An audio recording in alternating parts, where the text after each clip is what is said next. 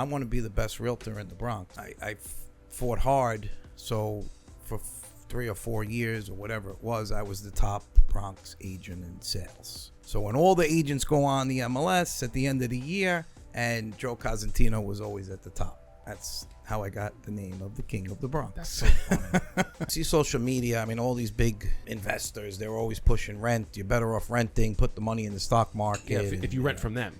Yeah.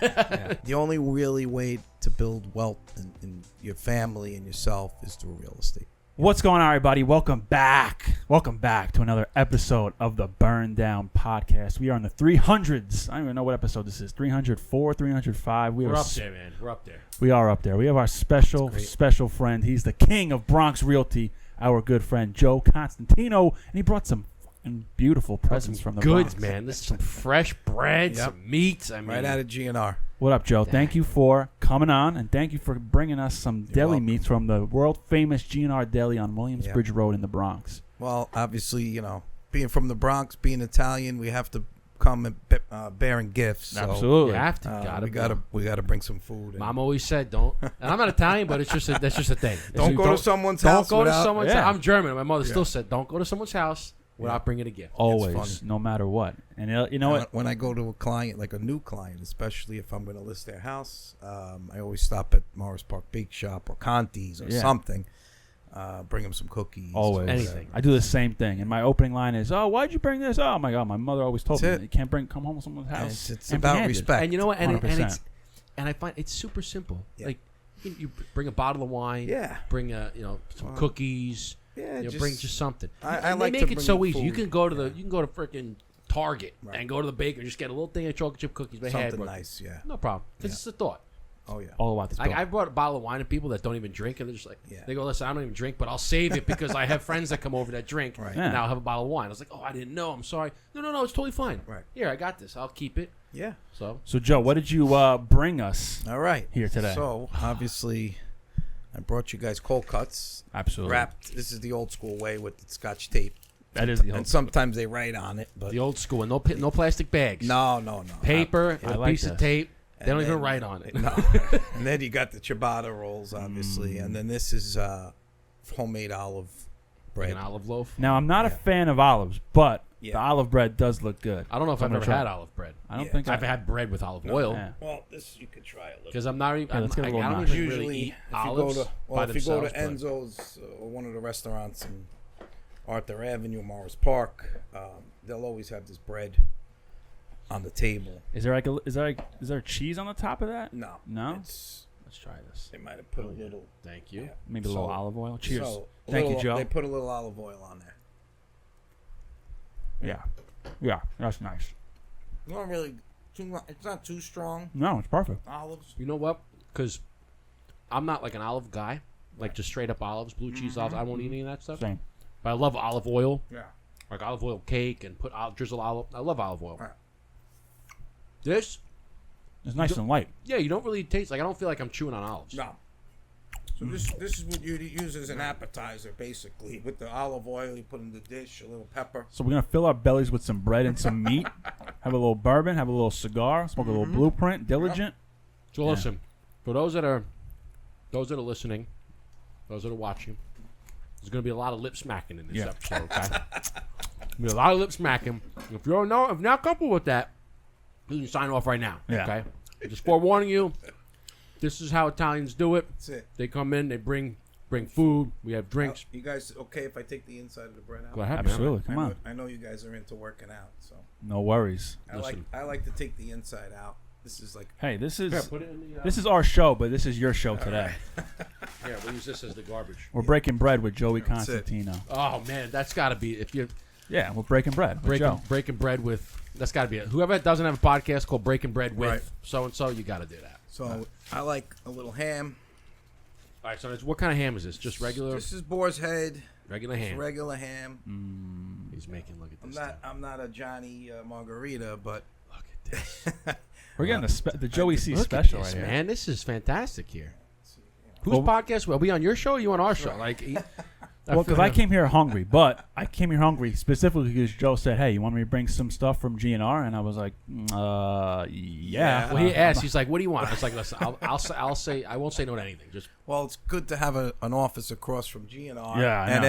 Enzo's. So I mean, you're right pretty- smack dab in the middle. yeah, I'll leave some for your wife because she might want a little sandwich. Yeah, because when we came on your podcast, Coffee with Cosentino, Yeah. you walk right past GNR Deli, Yep. and you walk right past Enzo's. Yeah. And you guys, that day we were rushing. Remember, it was late. You got traffic. You had to get home, and we couldn't even eat. So Now we got the mortadella. this is imported. So when you go to GNR, obviously deli's in the Bronx. so what is this? So this is from Italy. This is a mortadella? mortadella. So this is an imported. Now, what is that? Is that like ham? It's like a ham. They put some. ham with It's some like olives. a cured ham. It's an Italian. Is that olives in there? What is that? Yeah, it's like an olive. It's like a cured ham. That's I don't know. imported, I don't know right? what it's made out of, but It's good. it comes from Italy. I'm eating it. Smells good. Yeah, it's true. If it comes from me, I'll eat it. Yeah. So I'll leave a little extra here so Thank you. you could try some. Mortadella. The only problem is, and I know you guys are going to be upset, is there's no fresh mozzarella. Yeah, but listen, that's not your fault. Hey, listen. We did order it, but the kid forgot to put it in the bag. We won't leave a bad Yelp review, all right, GNR? Listen, But- it's When I okay. go in there tomorrow, I'll straighten. I them want out. I extra don't want much tomorrow. Yeah. That's it. And then what do we got here? Just a little turkey. I like turkey. And the important thing is that it's You gotta sliced slice thin. So this is Thin. how you gotta order you get some. This is actually 2 pieces. So You got Yeah, almost see right that's there. like- It's gonna be yeah. very when translucent. you come to the Bronx, I mean, That's this, thin, It's man. got to be like shredded. Look at that. That's Paper thin. You could see through that. That's thin. And that's how you make cold cuts. I mean, you go some of these other places and they give you these thick slabs of meat. Oh, forget it. I can't. You know what the thin? I feel like because you get all like the Yeah. ripples and the rolls, and it's like Well, you could see what you're eating too. You know, I and- mean, and, I don't like to eat stuff that's processed. I mean, I'm obviously, not everything you can't get everything homemade. Sure. But if you go to these, you go to places like GNR and Arthur Avenue, the market. I mean, they're using top quality stuff. Most definitely. You know. And for the people who don't know who GNR Deli is, they're one of the most viral delis on social media. yes. Yeah, They- we've been going there for 50 years. So Yeah, before I it mean- was viral. Yeah, I mean Joe's going there because it's right across the street, but they And we added a Even little before- cigar smoke in there. yeah, too. they a little Even cinch. before. But they came up with the Italian snow cone. Man. Look at that. And I gotta point this like the bread. Thank you. The bread's makes got it, the bread's got the little the flour on there, man. you could smell it's freaking fresh. All right. And that's for your wife. So salud. Salud. Joe, Chin I'd like don. to say on the show, cheers, chin chin, and salud, my friend. Thank you. Put a little mustard. Oh, a little mustard would go good with this stuff. We're You gonna want roll me to go dog get it. mustard? No, it's good enough.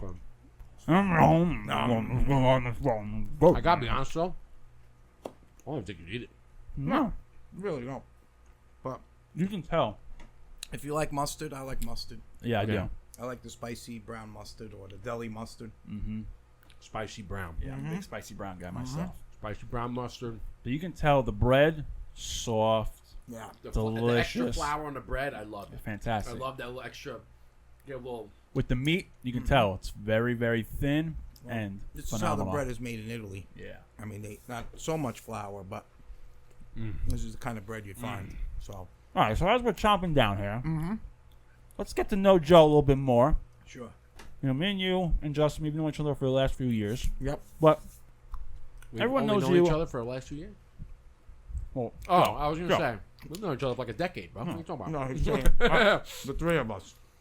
But Joe, unbeknownst to me, I was like, I want to introduce you as the King of Bronx Realty. He goes, that's what everyone already calls me. I said, I had no idea. Yeah. But I want to know, how did you become, obviously you grew up in the Bronx. I want to hear about you growing up in the Bronx. But how did you become the King of Bronx Realty? That's a pretty good question. I mean, obviously, I've been doing this over 20 years. So. Yeah. It started off back in, like, I would say mid 2000s. I had a lot of condos for sale in the Bronx, and all the realtors would say, "Oh, here's the condo king." Oh, Joe's the condo king. Yeah, you're the king of the Bronx, condo king of the Bronx, or something like that. I don't remember. And then as I progressed and got more listings and more all my signs out. Obviously, you see my stuff on social media. My idea was always have a sign on a property. So if my for sale sign was there, and I would put my face on it. Back 20 years ago, realtors didn't put their pictures on anything. You had a business card. Really? Yeah, it had the name of the firm, and it had your name and the tiny little name in the corner. No picture, no email, no website.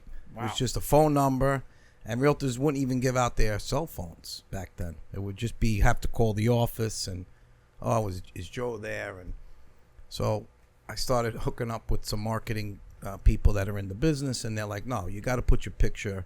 Yeah. You're an Italian guy from the Bronx. You're in the neighborhood. People know you. They might not know your name, but they know your face.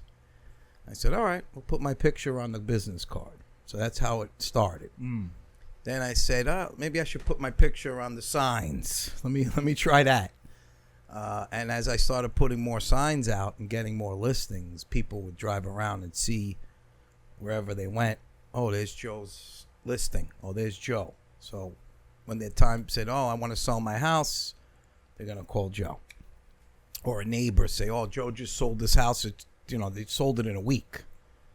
Call Joe. So as I started putting more signs out and more marketing, and this is before social media. This is before any of this stuff. It's basically guerrilla marketing. Sure. But we didn't know it was guerrilla marketing. Right. I just wanted my name out there as a realtor because I was like the new kid on the block compared to some of the other firms that were around, old school. Now, did you open up your own firm right off the bat, or you started working underneath it? No, I worked underneath a broker for 2 years, but they really just did new construction. They didn't really do any MLS, and they didn't really go sharing stuff or do any advertising or any marketing. It was just old school, open house. If they had an open house or something, they didn't even have a website or anything like that. It was just, just basically the old school way. Old school way. Put a sign up and people would call the sign. Right. So that's pretty much how I got started. And then once I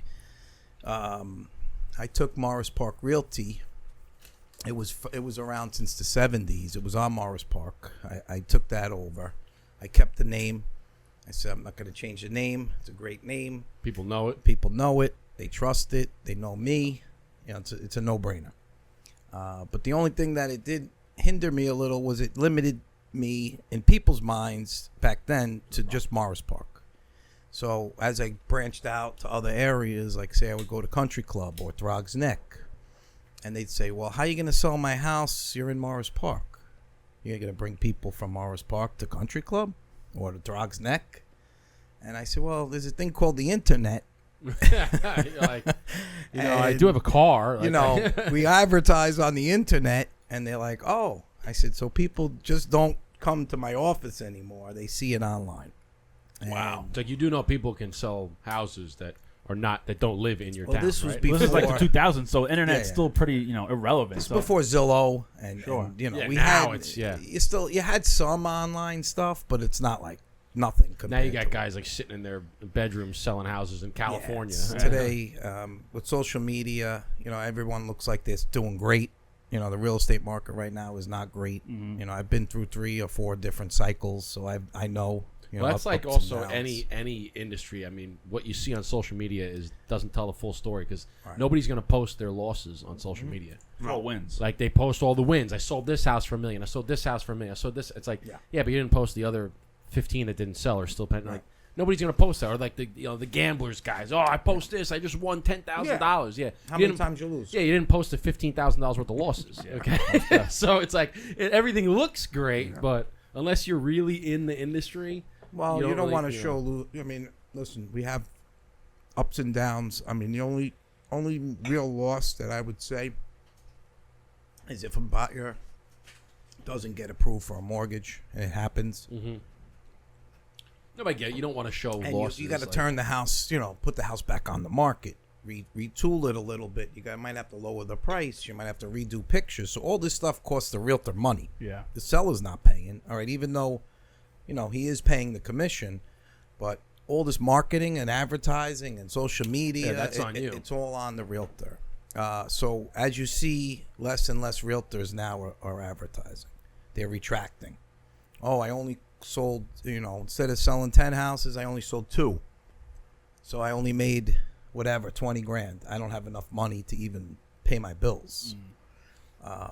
So they'll still kind of like retract a little bit, where I take money from every deal. Like I run it like a real business. I don't take my whole commission check and put it in my pocket. I leave it in the business. As you guys know, operating costs, rent, insurance, advertising, payroll. We still haven't paid ourselves from this. Right. Yeah. If I'm being completely honest with you, Sure. we still haven't paid ourselves. Like maybe a little bit of cash from an event we might pocket it, but actually paying or something, no. Right. We just put everything back in the business. Exactly. Because we understand that. Listen, You're reinvesting into yourself. And you're delaying the gratification. You're sacrificing what you want now for what you want most. So it's like if you have to just not take anything out of the business for 5, 6, 7, 10 years to then ultimately at the 10-year mark, now I'm taking a whole shitload consistently. Why not? Well, that's just in this business. There's no paycheck. It's not like you're working for someone and they say, okay, you're making $1,000 a week to cover your expenses. So there's none of that. So if you don't have a string of deals in contract or in the pipeline, so I call it a pipeline, I like to see, at least 50% full. So if I know my pipeline in a year, I'll sell 100 homes, which I sell about 100 houses. I like to see at least 50 deals in that pipeline. And I could forecast over the next 3 months and say, all right, if this deal's closing in August, this deal's closing in September. You got to refill it. I know pretty much what I could spend. So And you got to refill. If you're going to close this deal, you got to refill the pipe. So you're the constantly pipeline always is having constant. about 50 in It's there. always got to be So constantly. you're selling about 2 houses a week then. pretty much. If you're doing 100. Yeah, in a good market. Right now, it's a little slower. We're down, but it's. Today I picked up a listing. I mean, I'm listing houses every day, which is great. It's funny that you mentioned before where a lot of real estate agents are. Here, Joe, I'll cut your cigar for you. Yeah. Oh yeah, we gotta get that lit. A lot of real estate are kind of pulling back on the advertisement because it costs money. I partially understand that because of like Facebook marketing. You run ads and they cost money to run the ads. Right. And you say, I didn't get any leads, or I didn't sell the house from that. I sold it from an open house. Right. But I partially don't understand because Instagram is free. Yeah.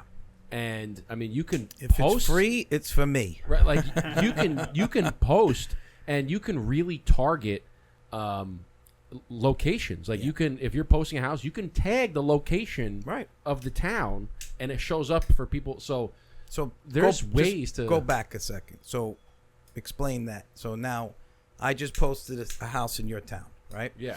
And it just listed.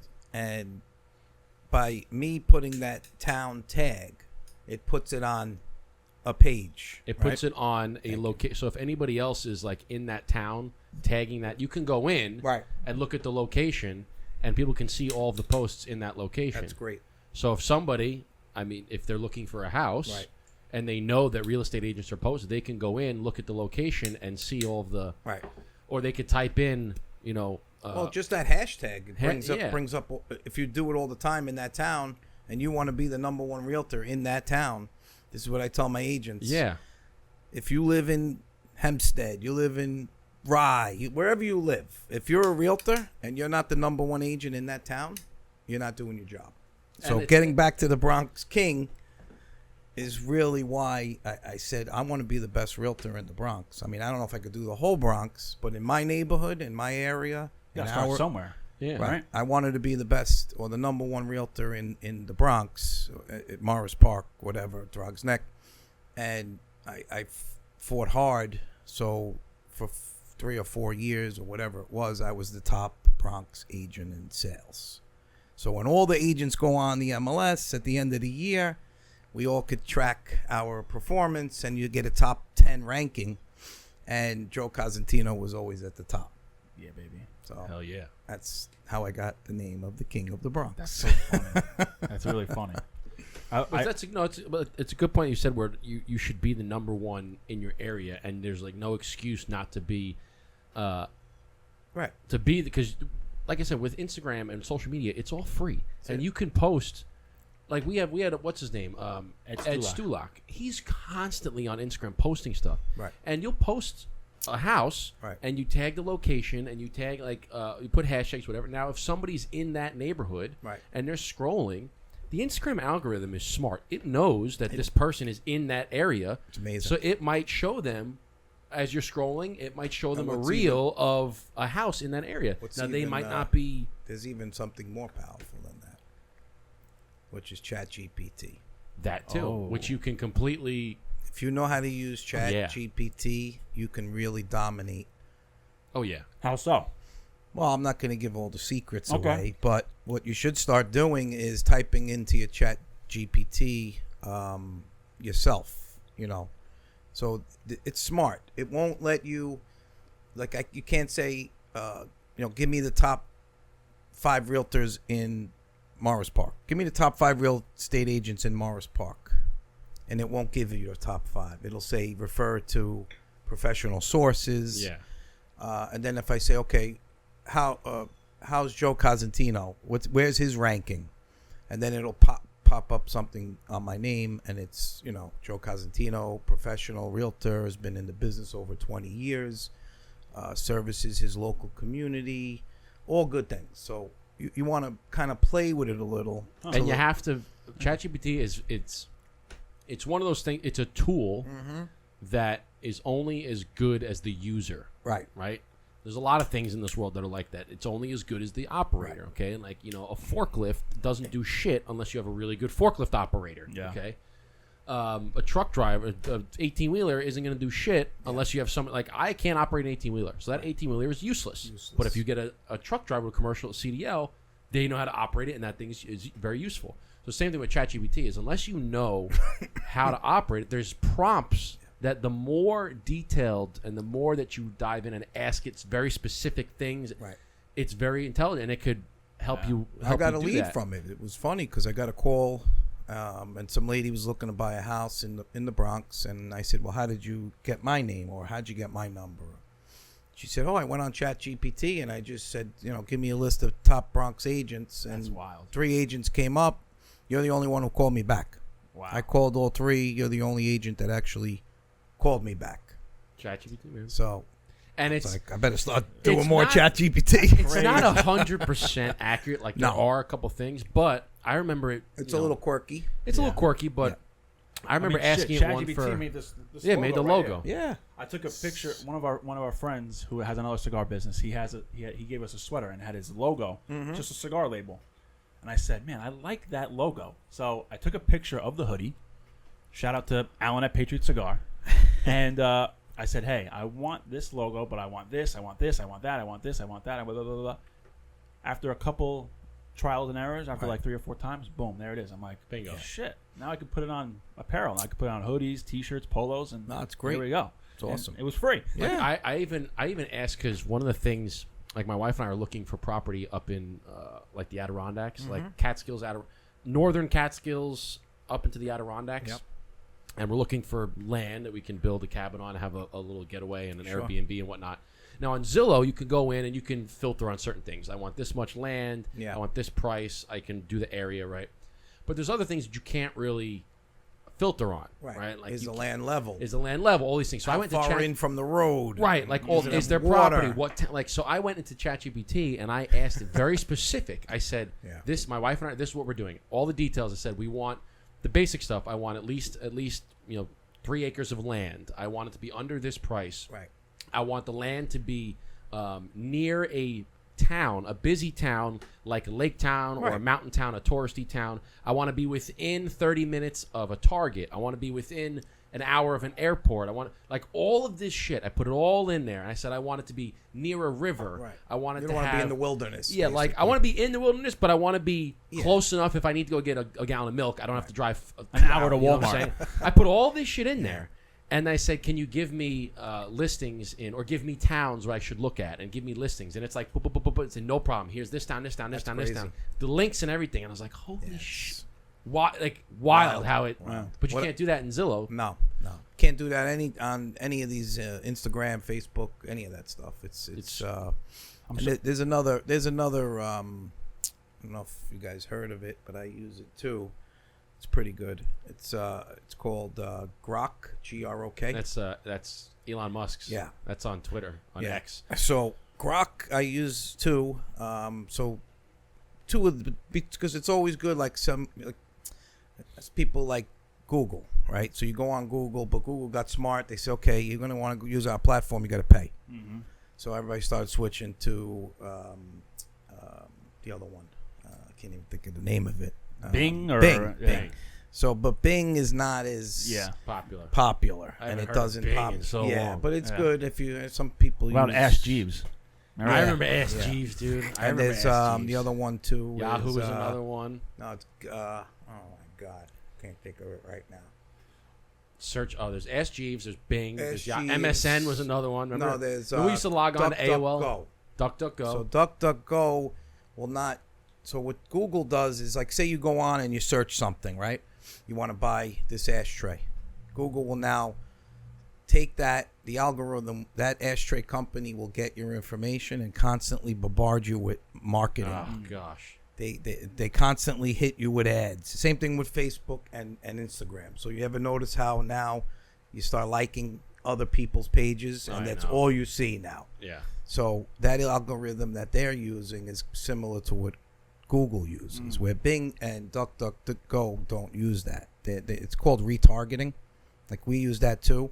I don't really like it because it's, someone comes to my website, they're searching properties, I ask them to fill out a little information, but I don't want them getting solicited by anyone else. I don't want them to start getting mortgage things and all this other stuff. They want to go see properties. It's a turnoff. Then they'll be like, they're like, what is this guy doing? Trying to sell me his insurance company? I want to use my own people. Yeah.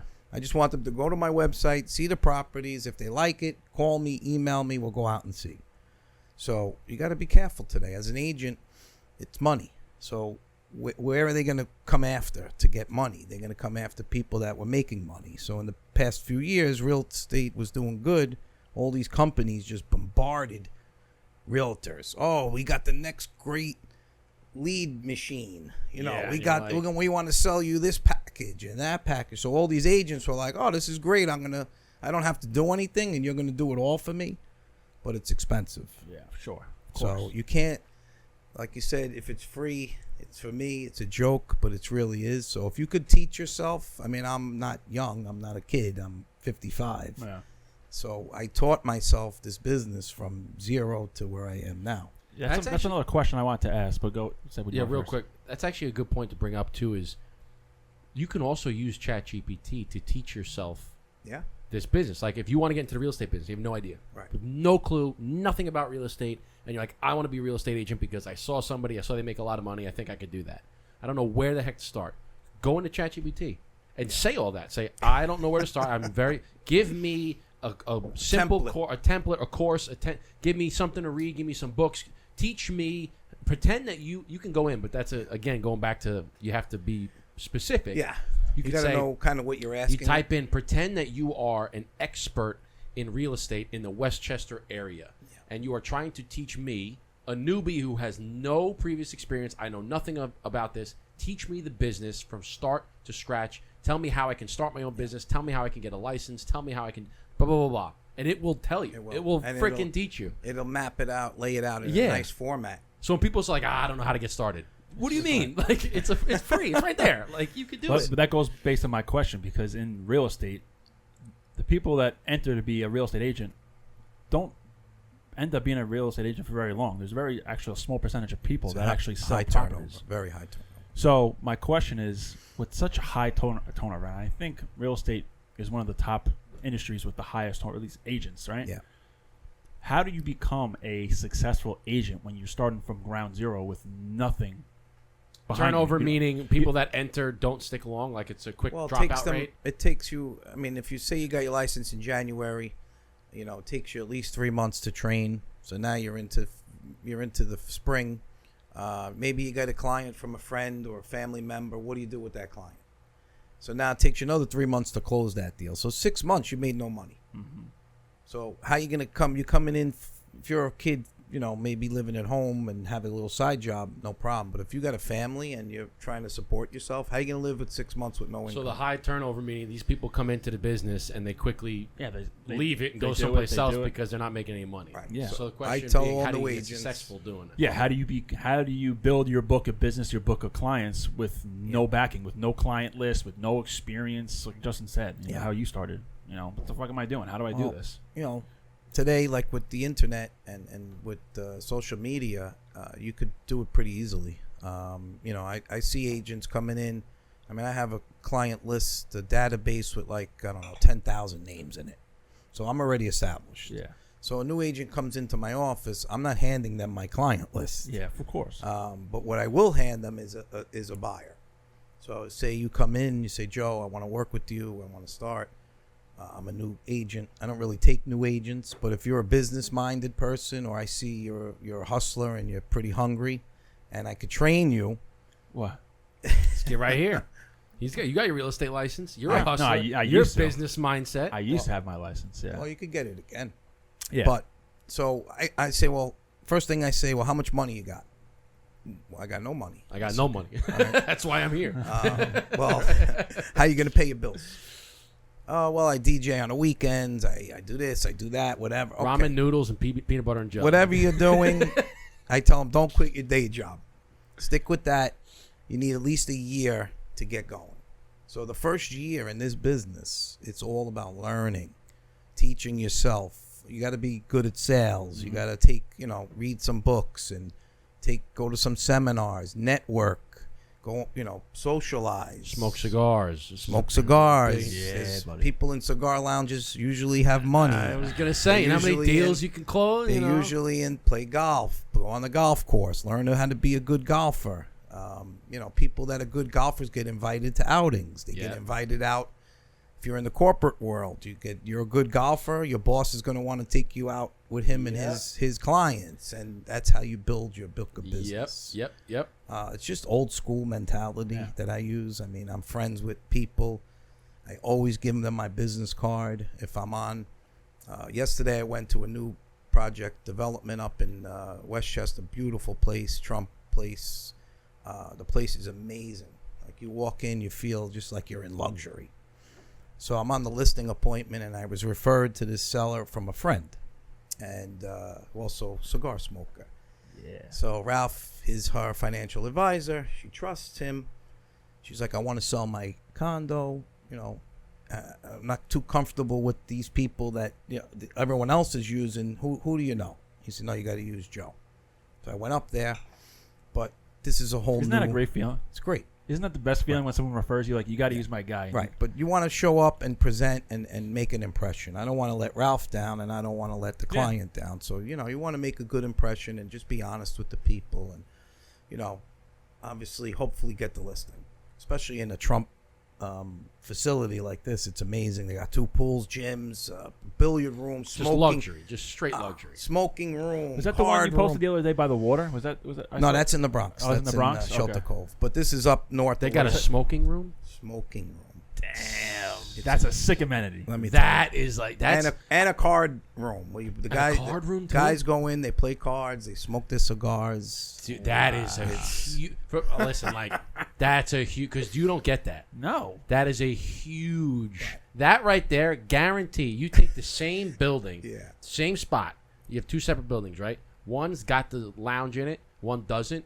Lounge, instantly 30% more in price. Yeah. Guaranteed. And you're selling it quicker. Guaranteed. And it has a movie theater built into the... Because you get especially in the place like that, the people that have money are trying to go to those places like that, right? So trying you to just live in a sold Trump building. someone's house for $2 million in Westchester. They probably didn't have a mortgage.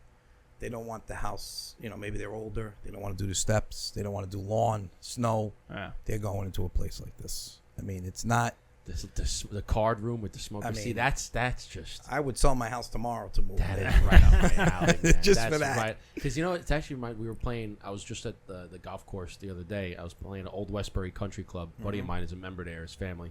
And we were going right before the lounge. No, right after the round, we went into the little area where you can just get like a cup of coffee and some nuts and whatever. And these 4 guys are sitting there, older guys. Yeah. Probably 60s, 70s, even 80s. And they're playing, just the 4 of them, playing cards. And they're playing some game that I had no idea. There's like 3 decks on the table, and they're playing some game. And I'm just watching them, right? And so we're sitting there. I'm just having a cup of coffee. And my buddy is a huge watch guy. Big watch guy. And he's sitting there, and he's looking at the guys playing. And he goes, bro, I'm like, what's up? He goes, watch that guy's got on? Yeah. It's $200,000. Wow. I'm like, really? He goes, yeah, I'll show. He pulls it up immediately. Yeah. He's like, here it is. Yeah. I was like, holy shit. So I asked the guy, I go, oh, what are you guys playing, by the way? I was like, what are you guys playing? What do you say? They're playing some game. I forgot what they called it. Continental? Maybe. It was like 2 decks you play with. they said it's like rummy but with 3 decks. Yeah. And they were playing it, but I'm sitting there. Could and be my Scala. I don't know. It was something, and but I'm sitting there. I'm looking at these guys, and this is just a lounge. They definitely have a smoking section where they can play. 100%, yeah. But I'm sitting there watching It's a these guys. private room in the back. No one knows And about. I'm like, look at these. Like, I go, this is where you go, Mama, I made it. Like, Yeah. these guys are just sitting This here. is the big boy table. Yeah. It's That's like the a big, Friday big boy. afternoon. They're probably playing, like, they're playing for chips, and I'm sitting there. I'm like, he's got $200,000 Nah, they got watch money. on. Those chips are Yeah, probably of $1,000 they're course. playing for. They're like, whatever. And they're just sitting there having their coffee. They're watching a Yankee game or something. And it's just 4 old guys. They're like best friends, just been playing cards for probably 100 years. That's called heaven right there. And I'm like, Most look at these. definitely, man. Their wives are probably out playing tennis. Yeah. They just finished Sitting a by round the of pool golf. or And I'm like, something. what a freaking life these Yeah. guys, man. That's when you know you made it, right? My grandfather used to play at the OTB for years. And the quick story, my grandfather would play, he used to play a game, I think it was called Schopkopf. It's a German game. I think it was called Schopkopf. German game, kind of like spades, I think, or hearts or something like that. And he used to play for years at OTB. We'd go down to the OTB, bet a couple dollars on a daily double, and we'd play cards. And he would win all the time. So very good at cards, win all the time. And this one time, his friends the guys he played with accused him of cheating. They slammed the deck down. And they go, "There's no way you're this good. You gotta be cheating. You always win. You always win." My grandfather stood up and he says, "I don't need to cheat to beat you guys, but because you've accused me of cheating, I will never play cards with you again." He got up and he walked out and he never played with them again. Yeah, that's He's like, man of insulting to his character. He's right? like, "I don't need to cheat because you guys just suck." But Wow. he's like, "I will never Just play took with you their again." money. They were tired of him taking their money. And I'm like, "Wow, that's a boss move right there." He that's never played with him again. He goes, "I will never play with you again." Good for your grandfather. Yeah. I mean, that's a ballsy statement. Right. Unless you can prove that he's cheating, that's They just because he would always win. yeah. So they were like, "You're cheating." He's like, "I don't need to cheat. He's like, I'm very good at cards." He was like, "I Some won't play." people again." are. Some people could see cards. They're good at numbers. I mean, I play with guys that are like professional poker players. They know what you have in your hand before you know what you have in your hand. I don't know how they do that. Sick. There's guys that could play. And they know how to read people. Like you they could can take a see the guy- way people's eyes. I mean, I just play. I don't really. You play for the fun of it. I, The well, camaraderie I know. and hanging I know out. the game. I know the basics, and I know when to bet, when not to bet, how to bluff and stuff. But these guys are like masters. They're in There's tournaments. guys that they're- would play. Like if you put a professional poker player, like if you put him in right now, like if, I always wanted to have card games in here because you can smoke and have 4 guys. But if you put him right here, us 3, and you put a professional card player right there, I guarantee he probably don't even have to look at his cards. Nah, He could play it blind and still take beat us. all our money just by knowing I what won't we even play. have and how Just you're like betting. just by knowing how we bet and thinking what we have, he's like the odds of me what I have in my hand based on what I know that you have is probably. Yeah. You know what I'm saying? Yeah. That those guys could, or he could probably look at one card and be like, I got, those Yeah. guys are another level, man. Another level. Speaking of another anyway. level, let's talk about another level of the real estate market, right? Yep. By the way, So- that sandwich was phenomenal. Oh yeah, Good. I'm thinking. Sandwich was Wow, that's phenomenal. still- phenomenal. I'm thinking Still cut that left. in half and then you split it. Yeah, take it. You want to cut it in half? Yeah, cut it in half. We'll Wasn't split bad, it. yeah. While That was- Joe cuts it, let's here, let me get a nice little video of this guy cutting the Oh. with the cigar in the mouth, cutting the bread. Look at that. Yeah. Harrod. Yeah. I'll take this one right here. Take the coolie. Yeah. The Yes. coolie. What do they call this? The coolie. The ass of it? Is Yeah, that what it The is? butt. coolie. It's the butt. Yeah, that's funny. I haven't heard the word cool. My mom used to call it coolie back in the day. That's so funny, man. Right, It's a little I'll coolie. grab it. The since COVID, right? Yeah. The real estate market has been crazy. Right. I bought my co-op June of 20, whatever, 3 years? 21? 22. Okay. And that was, the real estate market was still tough. But I remember on a Friday, I just got my first interest rate, and it was a 4.9 on a Friday. Did good. On Monday, my mortgage broker called me and said, "Hey, you got to close it now." I'm like, "Why?" Because it went up to 5.1. Yeah. He said, "I've never seen it jump like that in a short amount of time." I said, "Are you pulling my chain?" He goes, "I've never seen it like this." So we closed it at 5.1. Right. But I have, I'm 34, Justin's 34, 35. All our friends, they're either renting or looking to buy. But a lot of my friends are complaining about buying because of everything is so expensive. Yeah. Well, people come in with cash offers, like $100,000 over asking. The kid's like, how am I going to compete with that? Compete with that. You can't. Can you see the real estate market getting any better for a generation like us, where, I would say a good proportion or a good percentage of at least people in New York our age aren't owning homes. Right. Am I off on that, or no? You're right. You're right. There's a couple of things. So let's back up a little to COVID. So during COVID, let's go to the year before COVID, 2019. The market was good. You had good inventory. Rates were low. People were buying. People were selling. Then, the people that were on the fence, maybe rates will come down. How much lower are they going to go? They're at 3%. They're not going any lower. So, maybe prices will come down. Absolutely not. So if you don't buy now, only thing that's going to happen is you're going to pay more for the house. You're going to pay more for money. So then COVID hits. Everything shuts down. As you know, New York completely shut. It caused a lot of pent-up demand. So now basically the market opens up again. It's like the floodgates are opened. So here now you got people from the city who are making a lot more money that live in Manhattan because the cost of living is higher and the jobs in Manhattan pay more. So you could come out to Long Island, you could go to Westchester, work there, but you're not making what you're making in the city. So, and then most of them were renting. So they have a lot of money saved. Mm-hmm. Believe it or not, they come from money. So they have generational money. They have that's the thing. The renting versus mortgages, you save a lot more. So even though your expenses are higher, you're making more money. So now all these people start coming out to suburbs. They drive all the prices up. So now the sellers say, "Wow, my neighbor got $1 million for his house. I want to try to get $1 million too." Yeah, they're like, "I paid $180 back in 1980. Right. I can sell it for $1 million too now." Mm-hmm. I'm fucking downsizing, And what happened was the Fed, because they saw this, they said, "Wow, we got to try to slow the real estate market down. It's too fast paced. Let's raise interest rates." Jacked it up. So because they never raised them, they jacked it up like what happened to you basically in one day. Yeah. Within 6 months, they were up to 7%. Wild. So what are they at now? They're at about 6 3/4, which is still extremely high compared to what it should be. It should be like in the 5s, really. But prices got out of control because of the bidding wars. Wasn't that the constant battle? Is you'll have high interest rates, like the interest rates will go up, and then maybe the price of the houses might come down, but then the interest rates go down, but now the price of the houses go way up. Right, but that hasn't happened. We've had high interest rates and high prices. That's the problem. Is there a better scenario? Do you want a high home price and a lower interest rate, or? Well, obviously, I make more money if the houses are higher. We work on a percentage basis, but for a buyer, you want to try to get where it's at a balance. Mm-hmm. So if the houses are, right now everything's over $1 million. You got to pay a mansion, so you got to pay a mansion tax. As a buyer, you're paying 1% for the mansion. Is that over $1 million? Anything over $1 million. Wow. Single family home. I feel like, just from like a long-term perspective, the prices of the houses long-term will always go up. Yeah. But interest rates can fluctuate over time. So I feel like if you're thinking long-term, you want the higher interest rate and the lower cost, because if you like what happened with my buddy, appreciation. He got a house, and it was, I forgot what the interest rate was. He got it years ago before COVID and everything, and he got whatever he paid. Let's say it was $200,000 that he paid for the house, and his interest rate was 5%. I don't know what it was, but let's say that's what it was. A couple years later, the interest rate dropped down to like 4%. Right. And he's like, well, I'm only 3 years into this mortgage. Let me refinance. I'm refinancing so I get save a percent, and now I save myself $50, $60, $100,000 over the course of 30 years because I'm only 3 years in. Yeah.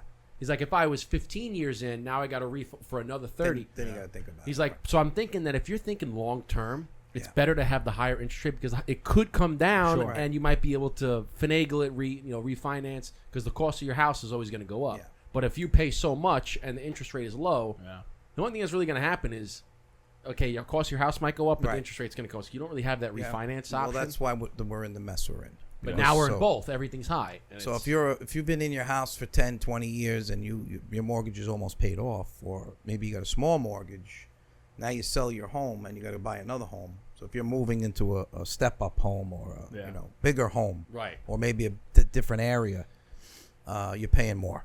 The only way that it's got to come down to where if I'm got a 3% mortgage, maybe I want to move my family to a bigger house. I got my kids are bigger now. I need more room. Maybe I'll pay the 5. You know what I mean? Even though I sold my house in the Bronx for $1 million. I got to go to Westchester to pay $1.5 million.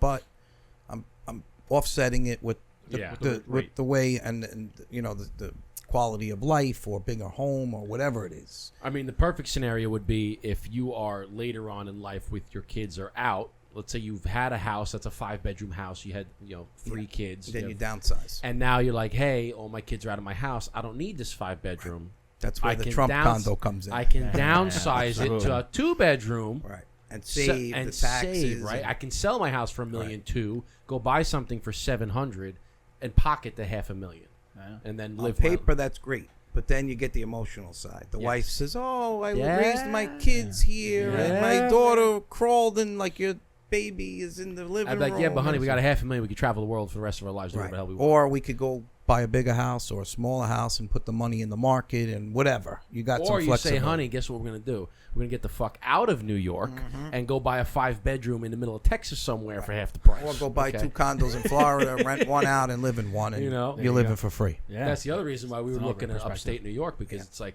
I have friends that bought a house down here that are down in Massapequa. They bought a house for like $800,000. And it's like on a third of an acre, just like a regular house. And they only have the top half because the bottom half is an apartment, which they're renting out, which is good because they get some income there. But I'm looking at the house. I'm like, for $800,000? Yeah. I said, you know what I could get if you just go like a couple hours north, or if you go over to PA, or if you go down to Texas, if you're feeling like moving, or South Carolina, or like, you know what you the could Carolinas, get? What you get in Texas for $800,000? Yeah, Westchester's no better, man. The houses are this big, the backyards it's just are this like big. Here, same thing. I'm like, $1 million bucks. I can't fathom paying that for what you get here in Long Island. It used to be, like when my parents came out here. Yeah, Long Island was affordable. It was a affordable. blue-collar, working. The school districts were fantastic. You had the suburbs. It was a safe place to live. Yeah. But in the last, and that's, I'm 35, so when I was younger, 10, 15, that's what it was like. Yeah. But now it's not like that. No. A lot of the city's pushing out. A lot of there's some crime. There's EMS-13. There's the heroin stuff going on. They got real world problems here in the suburbs. And now I'm like, I don't know if I want to do that. I would bring me up into the mountains somewhere, some nice little mountain town. We don't have to worry about that. The only crime that they have is the fucking drunk Bob that lighting his front yard on fire. That tripped over the grate and he got knocked himself out. We have more people too now, so that's another thing. The cities are just so overcrowded. They're building new apartment complexes any little, God, I know, in the Bronx, any little corner, or maybe you had a row of like 1 or 2 family homes that were built in the 1920s. Just say they'll go in, they'll knock all of those houses down, and they'll put this monster 300 unit building where you only had 10 families living there in little detached homes. Now you got 300 people living, plus all the traffic and all the cars, and they do it here in Long Island too. They just put up this place called the Barn, I think it was called, down in like Amityville, right on 110. Wasn't there a few years ago? There was like a couple of shops. Somebody bought the shops out, did an assemblage, they knocked them all down. They built these 3-floor apartment complexes. Now 50 people live there. Sure. They're building all these other things. What I don't like that they're doing too is areas that are very wooded, lots of trees, lots of land. They're buying them, knocking the trees down, and building an apartment complex. Right. I go, like, what are you doing, man? It's a shame, but people have to live, and it's just that's how the market goes. They live on top of each other, like literally on top of on top. Like, now, how does it work? But one thing I just want to say. So you go on, you see social media. I mean, all these big investors, they're always pushing rent. You're better off renting. Put the money in the stock market. Yeah, if you rent from them. Yeah. But the only really way to build wealth in your family and yourself is through real estate. You buy a house as a young family. You try to pay the bills. It's better than paying rent, because I feel that if you're paying rent, even though I do a lot of rentals and I have clients that own hundreds of apartment buildings or whatever they are, you're still only paying rent. So it's not going towards the landlord could raise the rent after your lease is up. Now you're paying $500 more a month. What do you got to do? You got to move your whole family to another apartment. So you're always constantly worried about moving. Yeah, never settled. Truly. Never settled. So when you're settled in a property and you've got a peace of mind that you own something, it changes you as a person. You feel like, oh, wow, I made something. I came from living in an apartment building with my parents, who lived in an apartment building, and their parents lived in an apartment. Now I got my own house. And you teach your kids that. So they see this, because kids are smart. They learn quickly, and they see what their parents do. Yeah. So as they see the parents struggling to pay the mortgage, and maybe we don't do the vacation this year, but we're buying the house. So it's just a good lesson to teach your next generation. And then it gives you flexibility. So you could refinance that house. You could take some money out, get an equity credit line after you build up some equity. Cash out, refi, and go. Yeah. Whatever. Buy another property. Don't go out and buy the Mercedes and the Porsche or buy the Rolex. That's where like the main difference is, because like I see both sides of it, right? I think the main difference is you see a lot of people that are buying houses just for the sake of buying a house, to say I own the house. I own a house, right. And I go, I don't think that that's the right mindset. Like you had said, the real way to build wealth is when you buy the house with the intent of, okay, I'm going to pay this off and then buy another one and then rent that and then pay, cash out refi, buy another one, rent that, buy another. And then now you have properties where your wealth is built up. You're getting the income. But for the sake of just buying a house, like just to say that I bought a house, I don't think they have the right mindset there, because like for us, like we rent our house right here. But if I told you what the deal that we had, you'd be like, yeah, fucking rent it, okay?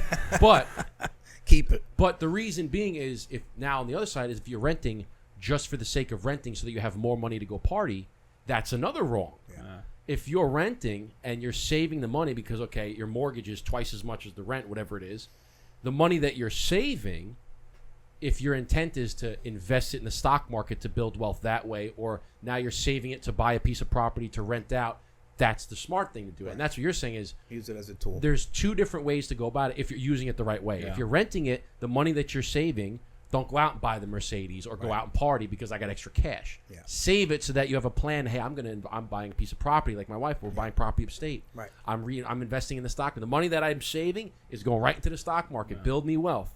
Or vice versa, if you're buying a piece of property, try to pay off that mortgage as quickly as you can. Save. Don't go on a vacation. Don't buy the Mercedes. Pay the mortgage off quickly. Right. Now you can do a cash out refi, buy another piece. And that's where they don't teach you that stuff in school. They just teach you, go to school, get a job, buy a house, die. Right. Pay taxes. Pay taxes. Yeah.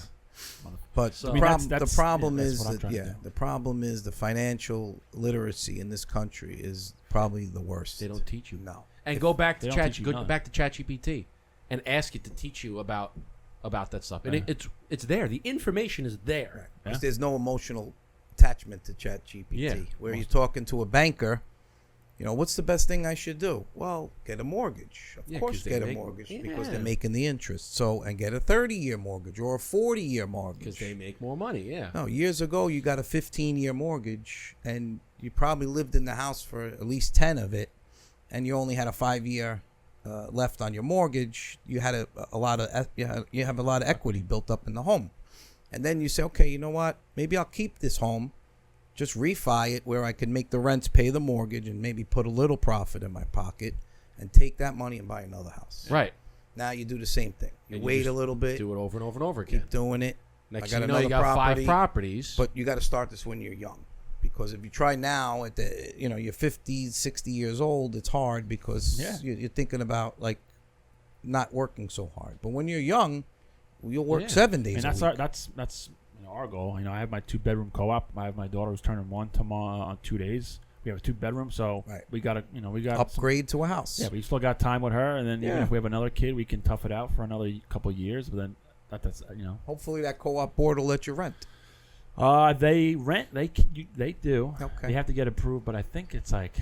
So you could always rent it out. Oh yeah, And then that would go. That's always another great thing. Yeah. And then you have some stream of income. Yeah. Yeah.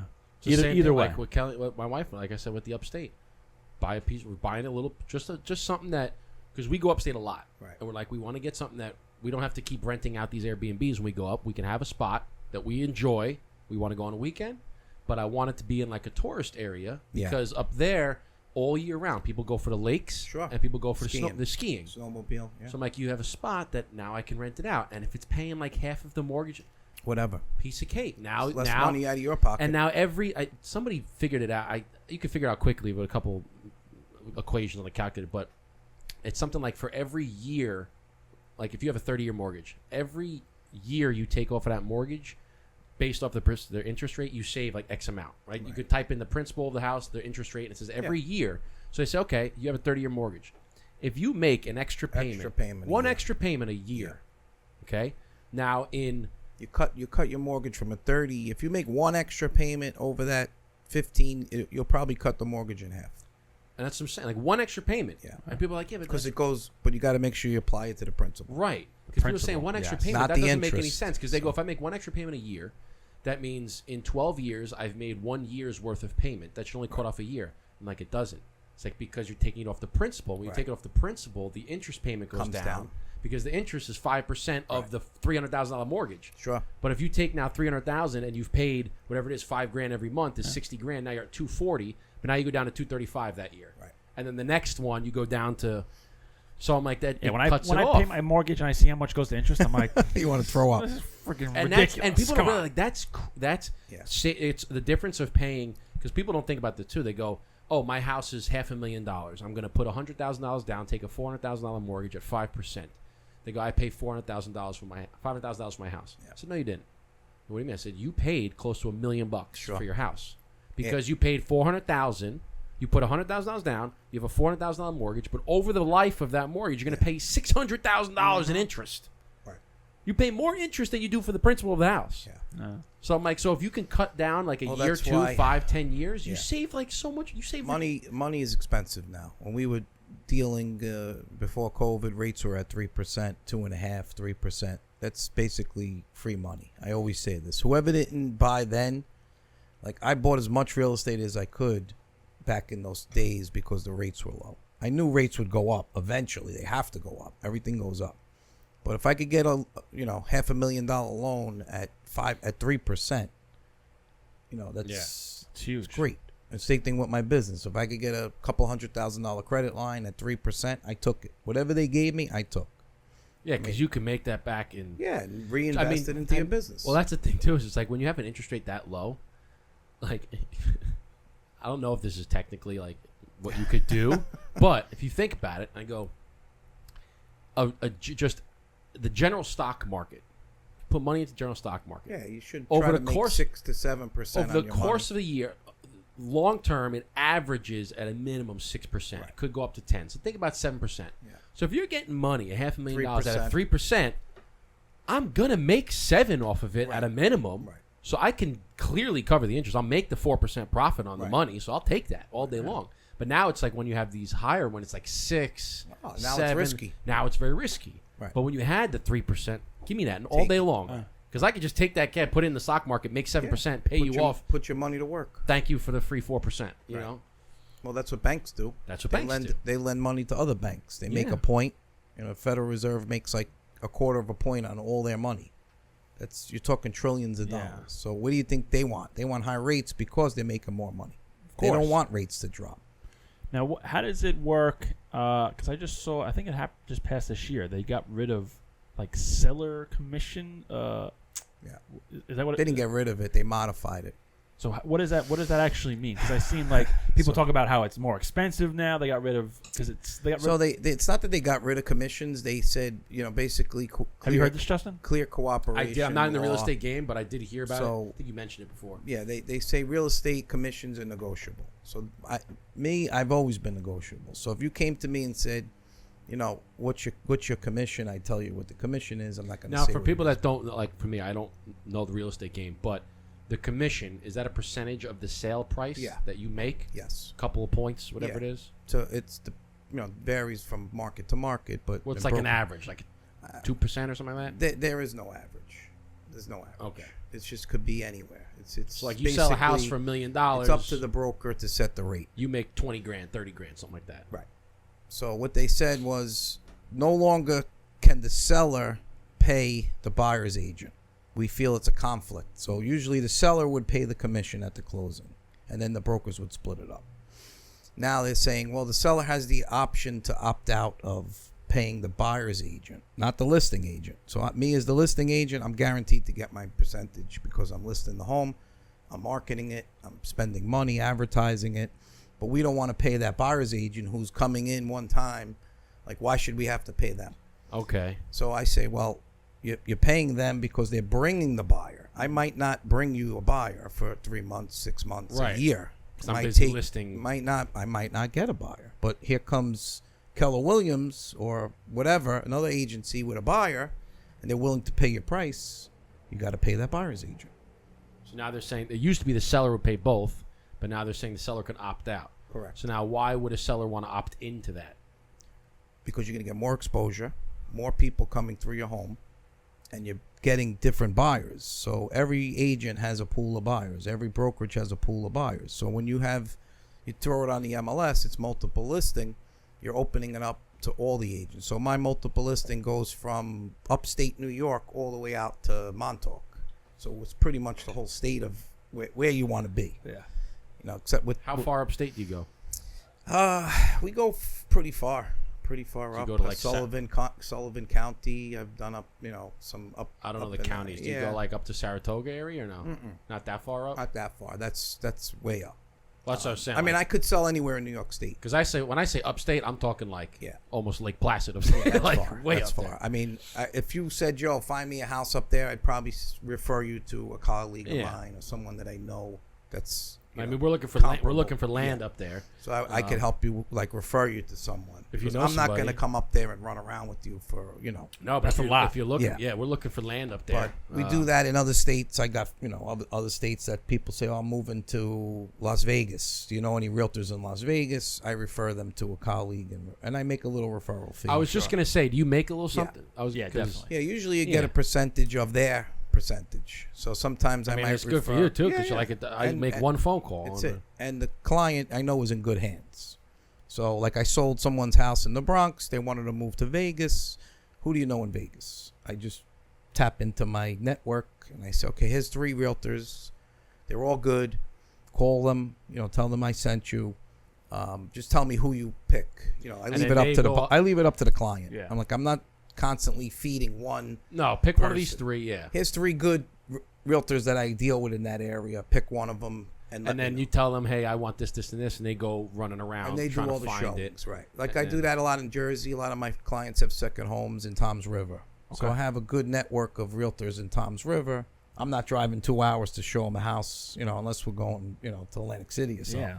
That's incentive. You're not just showing the house. You got to be a little incentive. I might hit the crap table a little bit, see you. But that's what made me go to Florida, because I saw after COVID, everyone from New York was going to Florida. Where in Florida? You go to Jupiter? Fort Lauderdale. I was gonna say you're a golfer. You go to Although Fort Lauderdale's got. I played at St. Andrews there. Mm-hmm.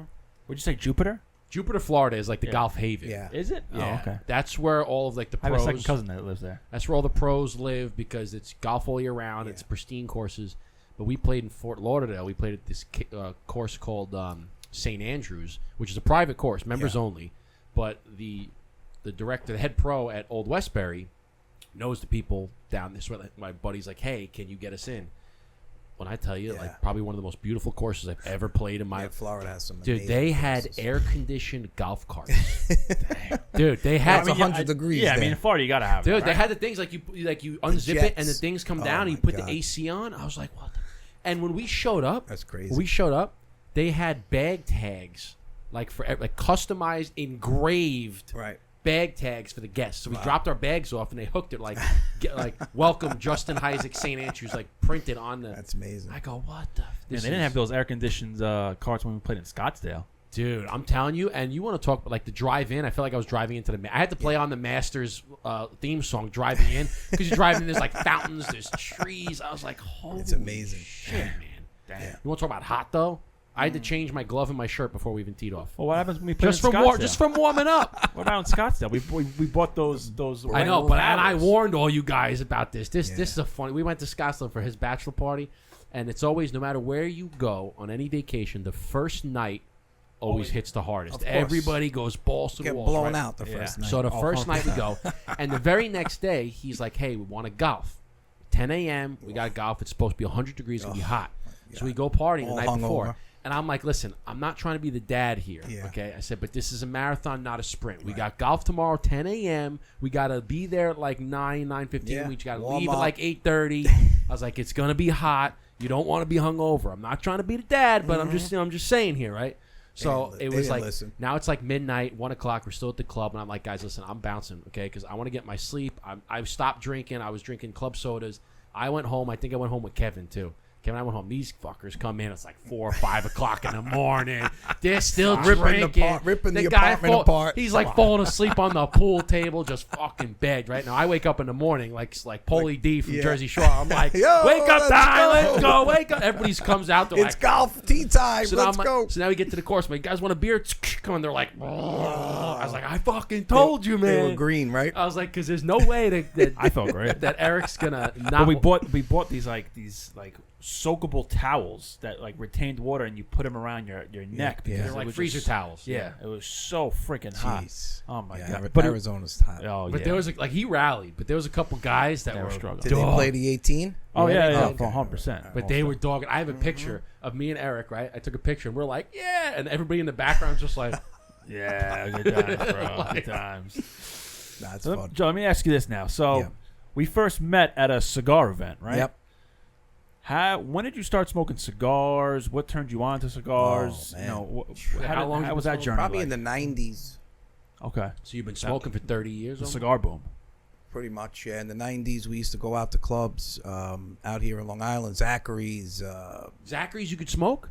Yeah, back in the day, you could smoke in the club. No shit. All the clubs. Yeah, it was in the 90s. You could smoke cigarettes, cigars, whatever you wanted. This guy's a dancer. You ever see him bust a move out? Well, on the no, floor? Zachary's was where we had our. Garden City Hotel. I think G it was Club. like the eighth grade prom, if you will. Yeah, like the eighth grade. probably. You graduate middle school, you have an eighth grade dance, and they did it at Zachary's. And I remember Zachary's was over in wasn't it like Levittown, Bethpage area? Yeah, it's somewhere over Holy there. shit, you could smoke there? Yeah, Is you that could even smoke. there? That's still here? I don't think so. No. Fuck, I remember. Yeah, that's the '90s. Yeah. Yeah. Dang, man. Yeah, so we would go out with a suit. You'd have to wear a suit. Yeah, You of couldn't course. get into Well, Zachary's. you can't smoke a cigar without a suit. No, I mean, but you like, couldn't get into any club in Long Island without a suit. They used to be suit and tie. Then they said, as all they right. should be. They said, all right, you could wear, you don't have to wear a tie, but you got to have Now a it's jacket. shorts, baseball cap. Yeah, and now it's whatever you want. But that's pretty much how, we started. They would sell them in the clubs. We would go out, drink, smoke a cigar. Girls would come by. Oh, you're smoking cigars. It was cool. Do you remember the first one you ever smoked? Nah, probably not. It was probably like a Macanudo or Something a like- Toro Fuente or Yeah. something like that. But then we started in Cigar Aficionado, got big. We all would, every month the new issue would Yeah. come out. You go to the newsstand and you'd buy the magazine, and then, it was just trendy to smoke Oh, that was when cigars and really, stuff. they called it the '90s cigar boom. That was a cigar boom, That's yeah. when like cigars were taking over everything. Right. And Then you it were- kind of died out a little bit, Now it's coming back. Yeah, it died out, with all the, I guess, all the clubs closing and Well, you it's know, when it kind of died out with you can't smoke. couldn't in- smoke inside. So where are you going to smoke? There was no lounges. Like you Yeah. couldn't just go down the street and hang out at the lounge, or you have to smoke in your yard. Yeah. Or if someone did a cigar party, Like, so friends of mine, they would do like a monthly cigar dinner. And we would all go to dinner, steak dinner, and we'd smoke cigars. And they would hand 3 or 4 cigars out, or maybe a Davidoff or, something nice. And you'd pay $100 and you'd have dinner and cigars. So then pretty much you build up friends from that. You go to dinner, everyone's together, you're all smoking cigars, and now you're going out. You still can't smoke inside, but at least so maybe you have your house, you got a nice yard, a pool. Come over, guys. We're gonna hang out in my yard, or we're gonna play cards on a Monday night and watch football, play cards, bring some cigars, and we hang out and smoke cigars. So that's pretty much how we evolved from the clubs into becoming like everyday. So you started smoking cigars because of the clubs. Any family members, fathers, uncles, grandfathers? Nope. Nobody smokes cigars. Just from the clubs. So that is the first time I've ever heard someone, because usually it's like a family member Yeah, or yeah. like some kind of influence in their neighborhood or how they grew up or whatever. Mm-hmm. This is the first time I ever heard of you getting influenced by smoking cigars by Now, being in the clubs. let me ask, That's do pretty cool. you remember the experience of like the first time you had a cigar? Like, did you like it? Yeah, the he's whole like, time? yes, yeah, baby. Where you at? We were so drunk. Who knows? Like, I just remember what it being cool. We thought we were like, we were in our 20s. We thought we were like old, yeah. But we're OGs here. Well, okay, so we better got question. pinky rings on. We got sport You gotta coats have the on. We're pinky smoking ring. a cigar. We Did you got ever see buying the, roses for girls in the Shit. club. Did you ever see the? That's awesome. I love that. So I have a follow-up question. Did you ever see the? I think it's the SNL skit with Joe Pesci when he's Yeah. trying on the suit. Oh, yeah, And yeah. he He's puts trying the on the pinky, pinky ring on. ring. He's like, Yeah. no, Oh, fuck he's in the you. mirror. Yeah. No, fuck you. Oh, I'm not done yet. I'm not done. Drinking, and he starts drinking the espresso. he's He's got got, like his the- pinky out. like, I'm and not he's done yet. looking. That's a classic skit. Yeah. But so my follow-up question is, I think a better question would be, instead of the first. Do you remember the time when? So you started just kind of at the clubs and you're just kind of smoking your hand. Yeah. But we at didn't what know, point? we didn't know what we were doing. At what point did it get to where? All right, now I'm like into my cigars. I'm getting a humidor. I'm really like looking for different. Right. At what point did probably, I would say like mid-30s. Maybe you're making a little more money. You could afford to go out and buy a box of cigars and have a humidor. You travel. You go to different countries. You go to Aruba. You go to Puerto Rico. You go to you start going out on vacations. You go to Vegas. You go to Miami. We used to go to Miami a lot, and Miami was big on cigars. Go to the Fountain Blue. Yeah. So Great you spot. could smoke in all the restaurants Great back spot, then. man. There was a place on it was called Mezzanotte, and it was a great Italian restaurant right on Washington, I think. Is that midnight? Mezzanotte? Yeah, Midnight. middle of the night. So we would go there. They give you a Cuban cigar, smoke a cohiba, have a nice Italian dinner. Wow. After dinner, go to the club.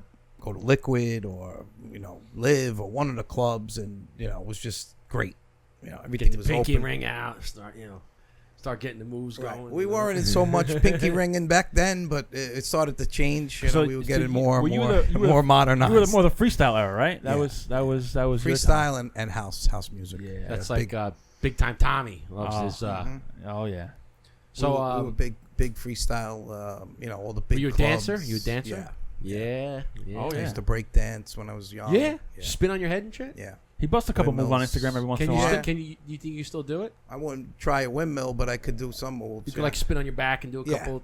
Backspin, no problem. But a windmill, I'd be a little hesitant because I wouldn't want to pull a muscle. My back. I did hurt my back doing a swipe one time. Oh boy, I said, I'm not doing this anymore. That's funny. Yeah, my uncle used to be a break dancer too, as well. I think it's awesome when you do that because I Oh, feel yeah. like I feel like that where you have that. It's kind of like a back pocket thing. Like you're at a wedding, right? And you just kind of you're moving. You're just doing a little two-step, right? Usually the DJ saying, Joe Cos, get on the dance floor. But I feel like for people that don't know, you kind of have that in the back pocket, and you're just kind of doing your little two-step. You kind of you're just living right here. You're just driving a little bit, right? And then all of a sudden you get a couple drinks in, and people That's it. and you get a little bit more lively, and then all of a sudden They start pushing you towards the and circle. Then, Come on, there's Joe, always go a in. circle that opens Yeah. up, right? And then they shove you in, and people are like, what's he gonna do? And then you just fucking bust out one of these moves, and they're like, oh shit, you know what I'm saying? Oh yeah. You get that in the back pocket. You don't bring it out often, but Well, that's when we grew up. I mean, we danced. We didn't go to a club. There was no phones. You didn't video a DJ. Now they go to these big concerts I see, and they're Everybody's phone. everybody's like this. No one's dancing. I'm like, what the hell happened to these kids? Yeah, I know. They don't know how to move. I know. Like they just stand there with a phone. It's we used They're to go living out. through the phone. Yeah. I always say like whenever we would take our shirts off in the club. yeah. We would be Go nuts. forget it. Circles. I say now, like I make it a bandanas point around our head. I make it a love it. point now. Like if you go to, like when we go to concerts and stuff, I'll take like one video, like one maybe 2 videos of the concert, or take a picture. But are you ever gonna watch that ever again? That's my thing. No, You're but never gonna watch it. No, again. I take it to like you post it like, hey, check it. I was at this concert. Yeah. But then the phone goes away and I'm vibing with the music. Right. I don't need to, because I can't stand when people put on their stories like video after video after video after video after video, and they're in like, the nosebleeds. and it's like, come on. dude, I get it. You're at the concert, okay? Okay. Take a picture of you in front of the sign, or you take videoed the DJ doing an hour set. Like, who wants to? I don't want to see it. I want to enjoy see it. Enjoy it. I want to see the crowd. I want to see, what people are looking like You wanna today, get and involved. how are they? Are they having fun? Are they Like, I drinking? take a- Like, what are they doing? Are they Take a smoking? picture in front of the venue with you and your Whatever, wife yeah. with the sign of saying, this DJ Tiesto is playing, and then you take one little video inside, but the rest, enjoy it. Put the phone away, enjoy it, because nobody. That's nobody why, gives a I shit, feel like okay? our generation was like the last real party generation. Like, we came from the 70s before us. They were like a real party. The disco era, the clubs and going That's out. a great area. Studio 54, man. Yeah. That's a great Like era. Saturday Night Fever is probably one of my favorite movies. You watch the way they act in Saturday Night Fever, 18, 19-year-old kids. That was us in the 80s. That's all we thought about was, work all week, make money, go out on the weekends and blow it all. Start over Monday, all hungover, come into work.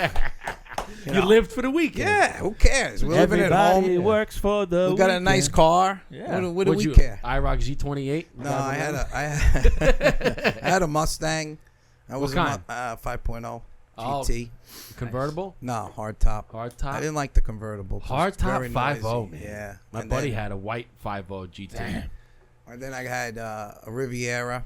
After that, I got a nice, beautiful Riv. I had the Vogue tires and the chrome rims, the carriage top. It was all pimped out, the tint. man.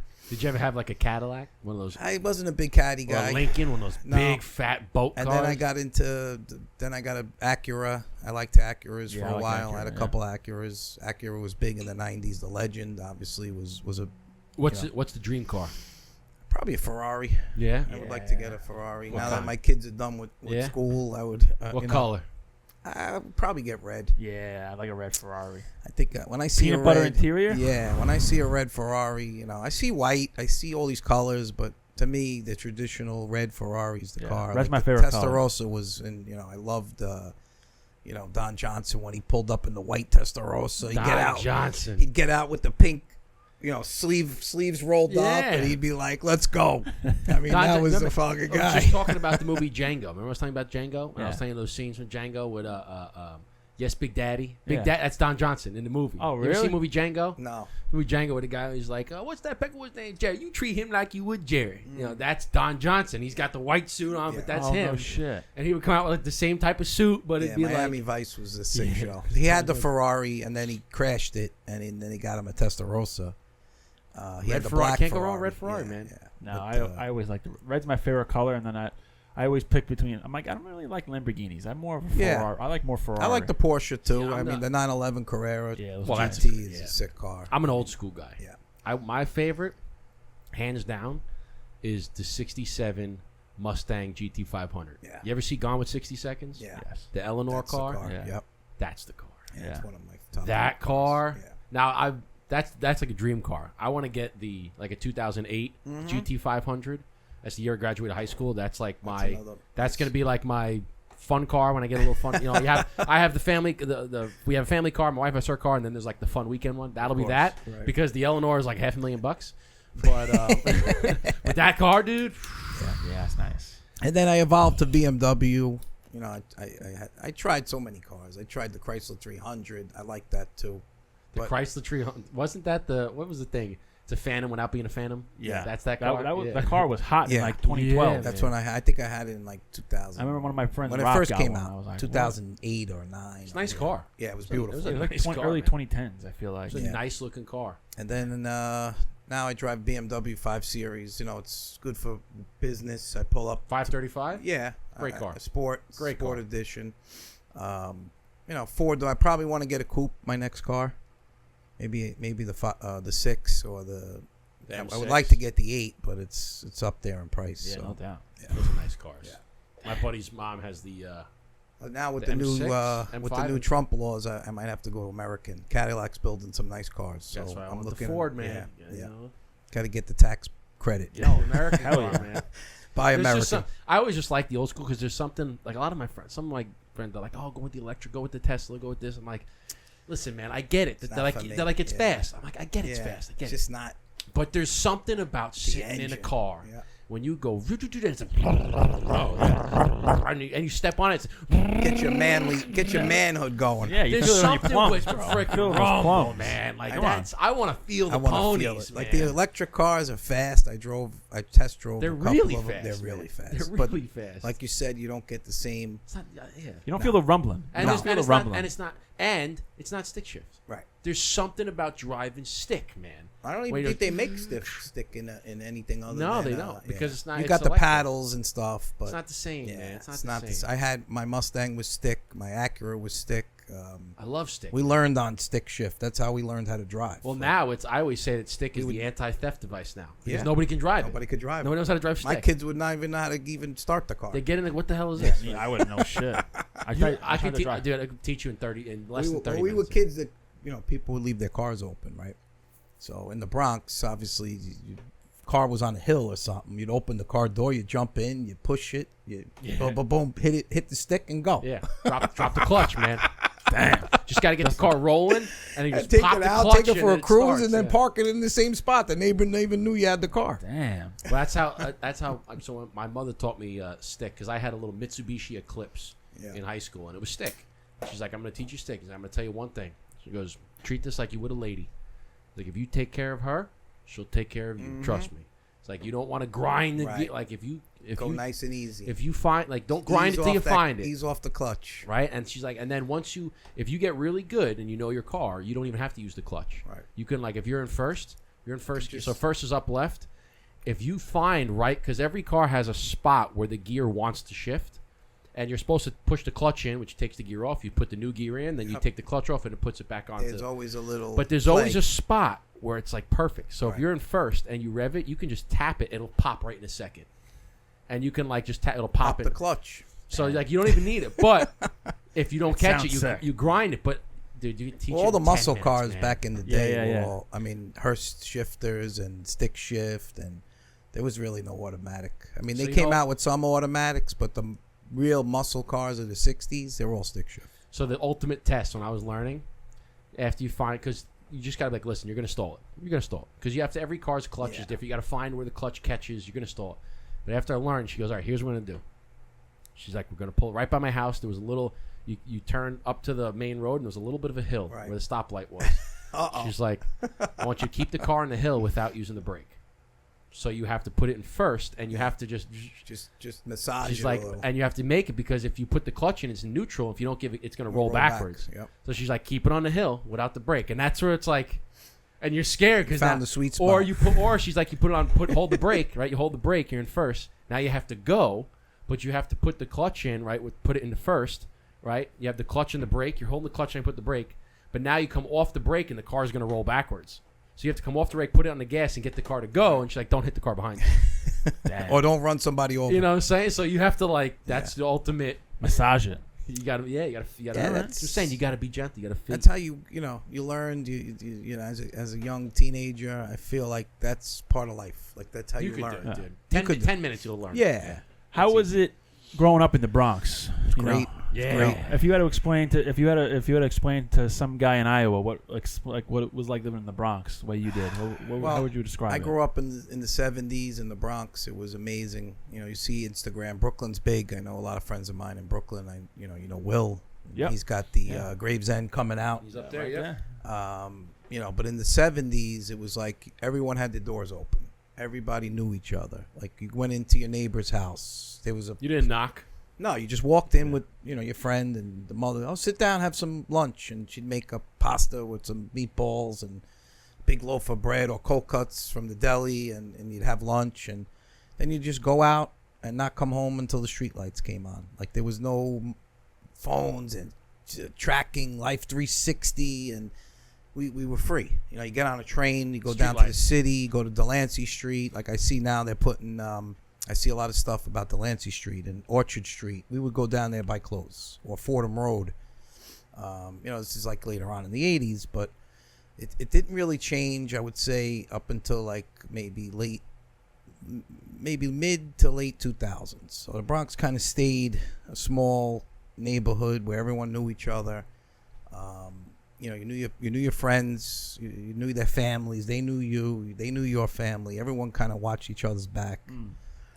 We went out, then we started going out to clubs, and you'd meet people from Brooklyn and Queens and Staten Island, and you learn, wow, they got the same type of neighborhood in these boroughs. Let's go hang out over there.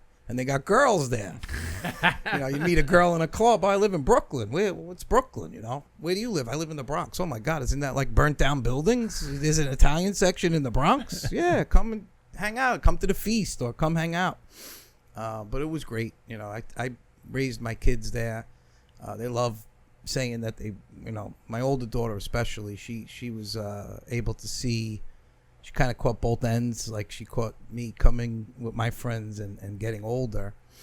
My older daughter, not so much. And my son, he's younger. So kind of everyone had their own families and lives. And a lot of people moved away. But it was great. It was a great childhood. I think what I loved, because we were like the last generation of that lifestyle, right, where we left our doors unlocked. Yeah. You went over to your friend's house. I used to always go into my friend's house. I would knock but open the door. Yeah. I would just do and then I would just walk in. That was like the knock. Yeah. But we were the last ones, and I think that was the great era of, there was no phones. You come home when the street lights on, right, and if you're not home, the mother's landline. They would call the landline. Right. Hey, is Justin at your house? They're still here. They're in the backyard. In the backyard. Justin's just sleep over tonight. All right, cool. Like that was it. Unless you weren't there, then my father would come out looking for me. Right. He'd take the belt off. And give me the wooden spoon coming out. You call a couple of mothers. You call the houses. My mother broke a wooden spoon off my elbow one time. My mom broke many wooden spoons over the couch. That was what it was like. There was no phones. You go out. You went up to you play football in the yard. We used to hang out at the bowling alley. You go down to the bowling alley, you hang out there, right? Yeah. It'd be kids. You steal a couple of beers from the fridge. You go hang out. You know how many times we'd hang out at the Holbrook Commons, and we would ask, "Hey, mister, can you buy us some beer?"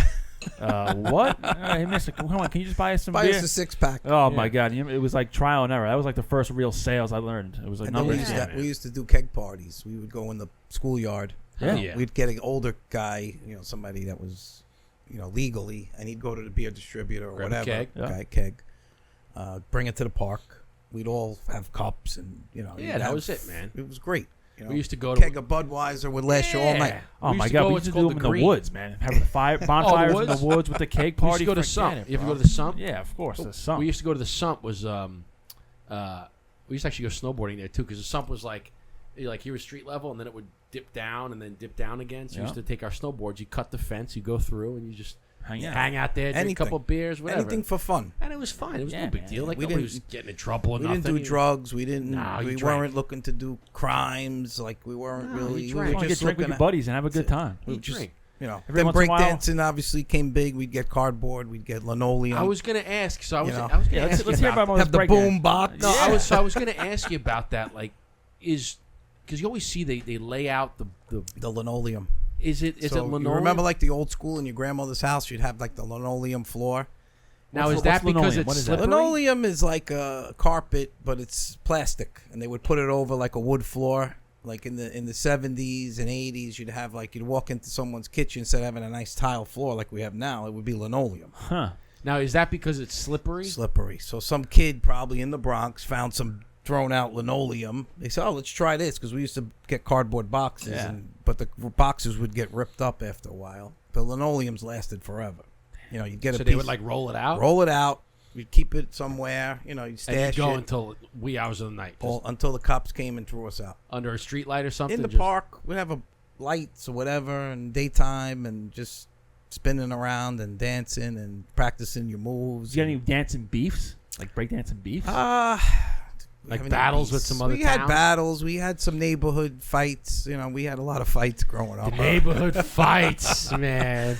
So Morris Park against whatever, say Allerton Avenue. But then as we got older, we all became friends, obviously. So when you're young, Most of the time, it was fighting over girls or some nonsense. Or fighting just for the sake of fighting. Yeah, one kid might have been tough in this neighborhood, and then this kid was the toughest in this neighborhood. And, when you get to high school, kind of like in the Bronx, they threw all the neighborhoods into one school, and maybe you didn't know each other, and you might have been the toughest kid in your neighborhood, and you might have been the toughest kid in your neighborhood. Now the friends say, well, he's tougher than you, And this we'll guy's find out. Well, let's go to 4 o'clock at the playground. Let's go. Meet us out in the schoolyard, and we'll see who the toughest guy is. So, But you know what's crazy too is like back then, it was like when you said, "Okay, we're gonna fight." You guys threw hands. That was it. You threw hands. Maybe you grappled a little bit. No, you didn't. There was But no. now you got knives. No, there's there was none guns. of that. People got this MMA shit. It's like, Yeah. but back then, you want to fight. Well, we had throw a 'em, put 'em couple. up. There was a couple karate kids in our neighborhood. But that was like the extent of it, right? There was no weapons. They'd fuck you up if you. No, got, definitely. Yeah, but there was no weapons. Like No. you have a guy, like you probably had some martial artists that could really fuck you up, but there was no weapons. No.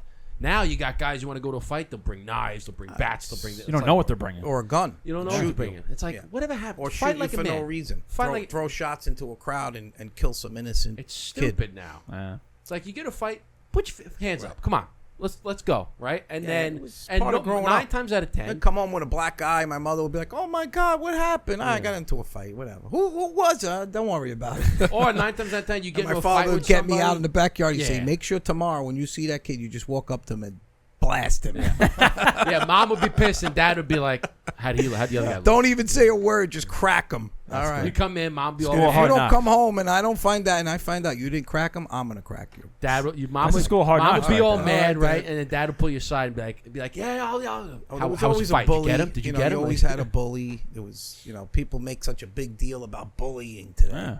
We had bullies. Everyone It did. was kids that were older. We were Called it builds maybe- character. Yeah, we were maybe like 12 or 13, and this kid was like 16 or so. He's a man.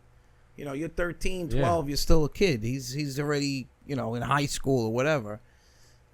So the bullies would always try to pick on you or egg you on or do something. But when you stood up to a bully or you fought the bully, even if you lost, they kind of respected you. And You they gain would leave. respect. So now they would say, "Oh, this is the young kid coming up. Let me take him under my wing and teach him. Now he's with me, and now you walk into the schoolyard with the bully. Everyone's like, all right, Right. let's hang out with these guys Well, I 'cause feel like- I we feel don't like- want to get beat up." I feel like that was, when you would get into fights like that, like you get into a fight with a guy, right? You throw down, you get a black guy or whatever, right? And then afterwards, a week later, you'd be like, all right, well, cool. Like you get into a fight, like, all right, I fucking hate you right now. We're Right. going to fight. Yeah, You we throw down, and then after the fight, you're like, all right, we're cool. Yeah. No. Like, we're cool. 50-50. And then as you got older, we would, like I said, we'd be in the clubs, and we'd be in one corner, and the guys from Arthur Avenue would be in the other corner. By the end of the night, we'd all be drinking together, hanging out. Yeah. Even though we didn't live in the same neighborhood, but Yeah. we all knew each other. Hey, just so- don't tell anybody that they shine shoes for a living. Right. Yeah, Oh, right. make your shoes look like fucking mirrors. I don't shine I don't know shoes. if they no told more. you. You've been We away a don't long shine time. I shoes don't no shine more. shoes no more. Okay? Damn. I remember this. This is funny you mentioned like when you're like, you're the younger guy, 12, 13. You got like these older guys, right? I remember my sister is 4 years older than me, so she was 16, Right. dating this 17-year-old, and he winds up cheating on her with her best friend. So she comes to me and she's like, "I fucking hate him. I want you to kick his ass." Blah blah blah. And I go to my sister. I'm like, "Listen, I would love to do that, Right. but I'm 12 Yeah. and he's 17. Yeah. That's a big like. You'll murder me. If I'm 22 and he's 27, Yeah. no problem. Right. I'll take care of it. Right. But I'm 12 Right. and he's 17. You know how much growth happens in those 5 years? Like, How much stronger he is. I was like, That's there's, actually bigger. bizarre. there's no way that I can. That I But can that's do the this, truth. You know. And that's how we grew up. It's funny. Yeah. I mean, I grew up with old brothers, and there was always some kind of rough housing. Yeah, see, I was the oldest, so Yeah, you same. know, it was like I didn't have any older brothers to go and fight my battles, or Yeah. my, so I. So you were going to fight that I 17. pretty you know? much had to. I was the older one going Get down. your ass kicked and then Right. come back for more. Yeah. I didn't lose too many fights. I was pretty good with my hands.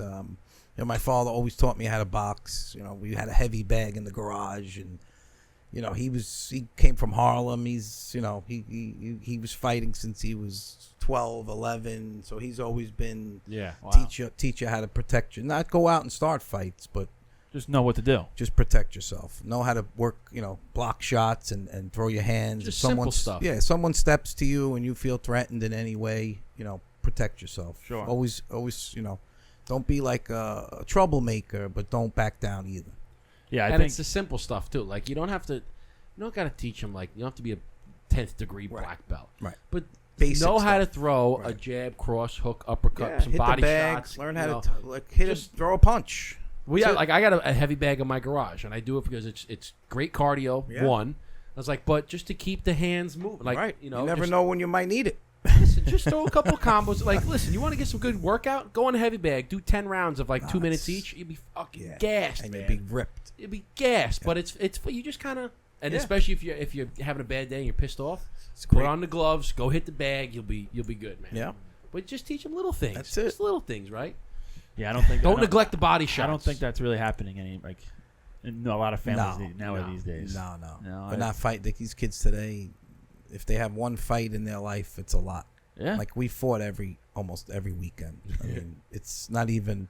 We would we would be in a club and some idiot would come and bump into you and spill a drink. Let's go on right you. now. And you try to, in a club, you always want to just, all right, don't worry about it. But then he would do something even stupider. Yeah, so, someone would come up behind you and throw a haymaker. whatever, Yeah. or say some stupid thing to you, and and you're with 10 guys, it just Gets active. It just it turns into And a then the melee. guys are like, "You gonna let this guy punk you like that? You gonna let him Well, punk it's you not like even that?" one, No, fuck one, no. one of my friends would just maybe have a short fuse, and he wouldn't like what this guy did, and he would crack the guy. Yeah. So now he cracked the guy. You got to crack it. You can't stand there while your friend's knocking some Everybody's- guy out. Now, Oh boy. fists So- are swinging. We would have a pretty rough crew. When we go to places, people, the Bronx boys are here. Watch Bronx out. Promise, baby.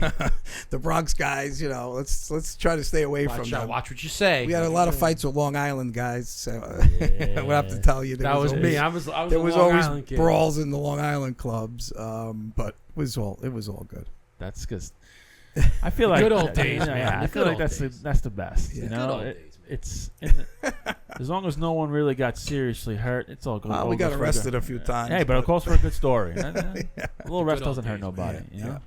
Yeah. I don't. I But don't. we didn't do it maliciously. Like we didn't Yeah, hurt yeah. people like to really just hurt someone. No, you punch him in the face and then you walk away. That's it. That's it. You Now knocked people them like, out. I'm gonna Hopefully, crack you them. knocked them out with the first shot. But sometimes you'd fight a guy who was big and tough. You'd have to scrap. Bigger they are, the harder they fall. Yeah. Though. Like sometimes you could get away with knocking a guy out. Maybe one punch. Yeah, yeah. You might hit him in the jaw and he might just not expect it and go down. But sometimes they would take the punch and now you'd be like, oh shit, I Yeah, gotta they, fight like this they guy. hit it and they don't even move, and Right. they're like, Or, that felt or- good. Or And he you're like, laughed at "Gosh." you and now you're like, That see, if you crack somebody in the face and they look back and they laugh at you, yeah, you got trouble.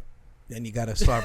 Then you got to resort to street fighting. Yeah, then you Yeah. gotta Grab his alternative balls, resort. Yeah. kick him in the balls, or kick him in the, something. that's fun because I used to go to a gym that in the back of the gym they had a self defense class, Yeah. and the guy who was teaching us self defense. He's like, "Listen, I'm going to tell you something right off the bat." He goes, "If this is strictly self defense, Right. and you're like the street," he goes, "There's no freaking rules." Right. He's like, "If it's a guy, you kick him right in the freaking nuts. Yep. You take out his knee. If he's got long hair, you grab the Grab his freaking hair. hair. Like, Yeah. there is no rule, especially like if it's a woman and he's trying to come after you, right in the nuts.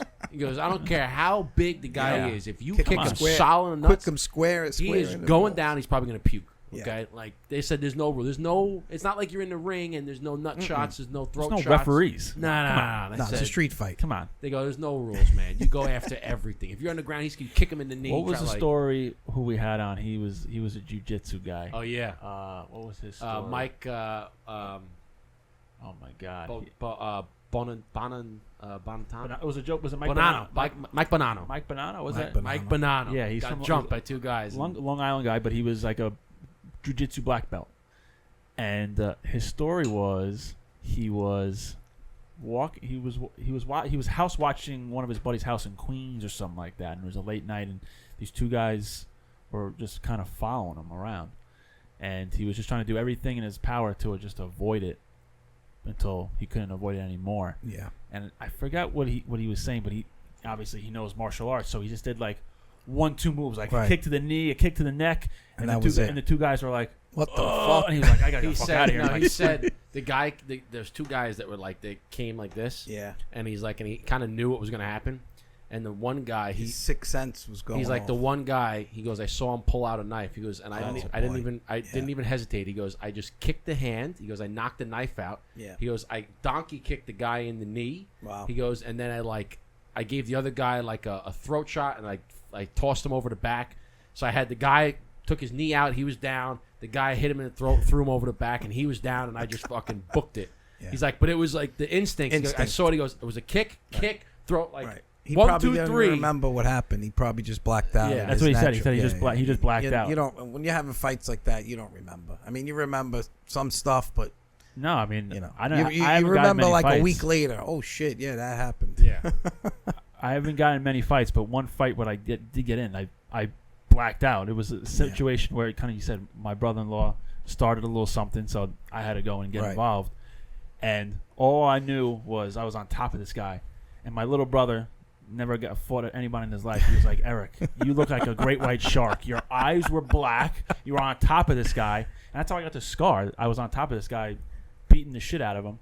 And from what the detective told me, he said some random guy just was walking and just clocked me once. Wow. But I had so much adrenaline, I didn't even feel it. Maybe it was one of his friends. Could have been. Yeah. But he was saying it was some random guy. I'm like, it could have been some random guy. But I got out of it. I felt like I woke up. I was like, Yeah. what the fuck? What just happened? What the fuck just happened? Your whole eyes. Oh my god! gushing blood. I was Send me a bleeding. picture of it. Oh my god! I'll show you after. I was bleeding, but I'm like, what the fuck just happened? Yeah. It was. If you could avoid it, avoid it. Yeah. That's what I tell my son. And I think there were Bronx guys. If I Try remember not correctly. try not to be in a situation where you're going to put yourself into a fight. Right. You know, just get out of it. just leave. It's not worth keep, it. Today, keep observing, like keep a watch. Yeah, 'Cause you can yeah. see when something's gonna brew. You're like, you see something. Oh, it was going already down. brewing from the start. So we Get tried outta here. avoiding, Right. and then it got to a point where we were Yeah, waiting to leave. They're walking out to leave as well, and it was Right. like the standoff. And Well, today it's a completely different Different world. They ball got game. cameras everywhere. They Yeah. got everyone's calling the cops. The minute the minute you're in a fight, yeah. someone's calling. They're videoing you, and they're calling. That's the other thing. If you're getting the living crap beat out of you by yourself, no one's going to help you. They want to just go. They want to get get a a video. viral moment. Right. And they just They're want to gonna video record it. it. Right. Yeah. Like I get so mad when I see these videos of these bullies like ganging up on some young kid walking from school, and they've you see them on Instagram or Facebook, and I'm like, why can't that happen to me? Yeah. Let some kids try to do that to me. First of all, they're gonna get shot. yeah, right. But I feel bad for these kids because they just don't know how to protect themselves. Yeah. They got to really learn.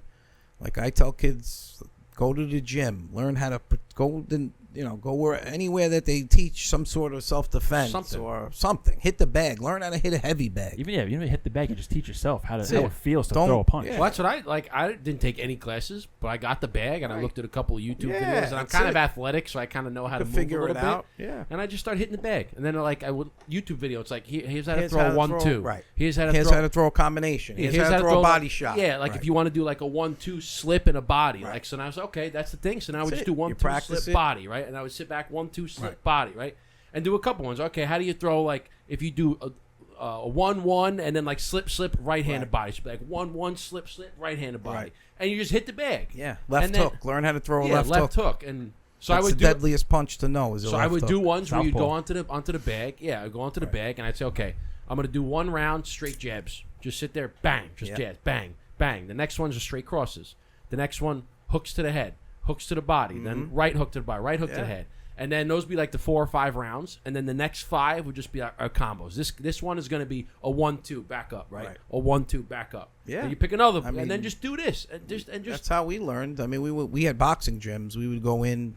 The trainers would be like, we had this old school guy. He was from Harlem, Jimmy Santangelo. He was great, but he was a trainer. Like he would train world champions. So here we would come in, these 13-year-old kids from the neighborhood, and he'd be like, get over here. Come here. Let me teach you how to hit the bag.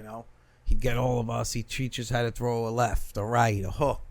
Yeah. This is how you hit somebody. You want to knock somebody out? This is what you do. You sneak the left hook and you hit The them in hook. the jaw. Now they're out. But this is how we learned Yeah. really how to fight. Like, That's it. you had an old school guy teaching boxers, and now you've got these young kids running around. Now you got in the back of the head So, what to do. did you ever hear about So for the boxing world, right? There's the numbers, right? Yeah. 1, 2, 3, 4, 5, 6, right? Right. There's different 7, 8 uppercuts, right? Did you hear that Mike Tyson, his coach, they switched Custom all model. they switched all the Because numbers he was around. dyslexic. So and it Really? threw the Yeah. box. So like they switched all the numbers around. Yeah. So like a 1-2 wasn't a jab cross. Like a 1 would be like a body shot, Right. and like a 2 would be an uppercut. So he would shout out these numbers, and he would shout out 6-4 or Yeah. whatever. And the other team, the But other guy, even would, the boxer probably would say, "Oh, now he's going Like, to throw. he's gonna throw he's gonna this." come with a right cross and a and left, it wasn't, and it was completely totally different because he, and it, he it made taught him. he taught yeah. him a whole different way. So Yeah. the number system was complete, and then he had the hip thing, Right. which I tried to start. That is Yeah. fucking. When you see him do that, because he would throw a 1-2, and then he would slip to the side of you, so you're looking this way, Right. and he would go Come across across. around, Yeah. and then a hook. Nah, he was deadly. Tyson So was when you probably see him do that, dude, in his prime, Hey, you know, I've seen a lot. I've been to a few Tyson fights, and I've seen almost all his fights. He was probably the most deadliest puncher ever. it's unbelievable I when mean, he does he the would hit, just crush you. Yeah. slip, dude, 100%. because he would I do it can't so imagine. quick, and it was just Yeah. a twist of the And hips. he was super fast. And you'd think you'd be looking at him like this, and then he would throw in, and he would twist, and now he'd be over here, punt, and then he would twist back, and then would twist. Well, he wasn't really a heavyweight. Fucking He nuts, was like man. 200 pounds. I mean, these guys he was fighting were like 230, and they were big and slow. He was fighting grown men at like 14. Yeah, he was. Yeah, He's a Brownsville boy. guy was a beast. Yeah. Guy was an animal. Yeah. You want to learn how to box? Go watch him. I wanted to ask you this. I forgot to ask you this earlier. Going back to We're your at an real hour estate. 45, by the way. Damn. Yeah, Nice. Oh shit! All right. How long you keep it? as long as you want to stay, man. Oh, well. Yeah. I mean, you can probably go for another 10 minutes or All so. right. But Get back to the real estate. yeah. Did you always want to be in real estate, or did you have different aspirations on what you wanted to do? Like how He did wanted you to be a boxer. What are you talking about? Yeah. How did you fall into that? It kind of happened pretty when I was working construction. I dropped out of college, I was like, college wasn't for me. I always had a good business mind, you know, always liked sales, and I always liked people, and you know, I was always good at selling. But obviously I said, let me go to construction. The construction industry was booming, Mm-hmm. you know, building everywhere in Manhattan. I said, let me make some money. So I dropped out of college. I went to work. Then I said, you know, these old timers would say, what are you doing here? This is not for you. You're a smart kid. You know, you're a college kid. What are you doing working construction? You know, this is a dead end job. I don't know. It's good money.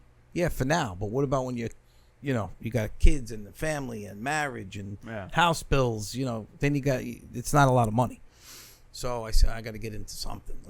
Let me see, you know. So I said, let me look and see what's good. So I went to work, and a friend of mine owned a gas station. He said, come work here. You could be the manager, you know, help me with the business and teach me. I'll teach you how to learn the gas business. So I said, all right, well, you know, it's not hard work. I'm not digging a ditch. I'll be working I was working in a mobile, and I was running the shop, like, basically, but not really doing mechanic work, but just like managing it. Yeah. And then I bought my own shop. I opened up my own gas station. I had that for 10 years, and it was a, you know, Exxon station with repairs and bays, and then I did that for a while, but then I started seeing the change in the economy, and it was right after 9/11. Most of my clients worked in Wall Street and worked in the Trade Center, a lot of them. So when that happened, pretty much our business stopped. Wow. It was crazy. It was kind of like COVID. And then the other thing that killed our business was the leasing of the cars. So back then, people bought your car, you know, you kept it 5 years, 6 years, 8 years, and you put money into it. You did brakes, you did tires, you put shocks, you know. You had 3 or 4 cars. The family would have a car they would take to the train. You know, maybe the husband had a little runaround Toyota or something. So there was always work. But then when the leasing of the cars, everybody would just bring it back to the dealer. So that cut our business in half. And then, you know, Mobil and Exxon, they merged. So there was some, you know, couldn't have a monopoly. They said Exxon had a monopoly. They had to sell off all the Exxon stations. So I was like, you know what? Let me get out of this business. I see the handwriting on the wall. Yeah. It's changing. I can't make the money that I want to make. Yeah. So I put it on the market. One of my clients, who's a friend of mine, he worked as a realtor. He said, I'll sell it for you. I work for this company, and I'll put it on the market. So we put it on the market. We ended up getting a buyer. We did the closing, and at the closing, I had to pay him his commission. So I'm like looking at his check. I'm like, wow, these guys made a lot of money off of this for doing a little bit of work. What did the guy do? He came, took some pictures, and he showed it 1 or 2 times, and we sold it. So I said, let me get into the real estate. I said, let me go get my license. So I went to school, went back to school. And at what age was this? I was probably 30, like early 30s. Yeah, was I 30 yet? Yeah, I was 30. So I said, let me go back, get my license, go back to school. And that's pretty much what I did. I went back. A friend of mine was developing condos. He was building. He was a builder. He said, come work for me. I need a couple of real estate agents to sell my properties. And I'm building this new project in the Bronx and Country Club. You could come work over here and be like the sales agent. So I said, all right, I'll try it. How hard could it be? Right. I went there. Did you have a family at this point? Yeah, I had one my daughter. So I said, I got a mortgage. I got kids. I got to pay bills here. I can't just be a street guy and live off the street. I got to go do something. Sure. And that's how I started. And I started selling condos in the Bronx, waterfront condos, which that was the construction boom. Early 2000s. That was late 90s, early 2000s. The market was not great, but it wasn't terrible. We would sell. I think the first year we sold like 65 properties. Wow. So that was good. Yeah. And I was like, wow, I made like $70,000. I was like, wow, that's a lot of money. I worked construction. Late 90s, yeah. Yeah, I was like, Early 30s, I mean, late 90s, you're I like, was like, shit. this is good. This is great. Yeah. So I did that, and every year I would try to make more and more and more. And then I would say around 2007, the market crashed. Yeah. Obviously the The subprime housing market, yeah. I mean, it was terrible. It was like one day I walked into They the made office. the whole movie about it. Yeah. The Big Short. That was it. And that was the truth. I mean, I lived it, and the lights would, it was like shutting off a light switch. One day you had like 50 deals, the next day all the banks pulled out. Damn.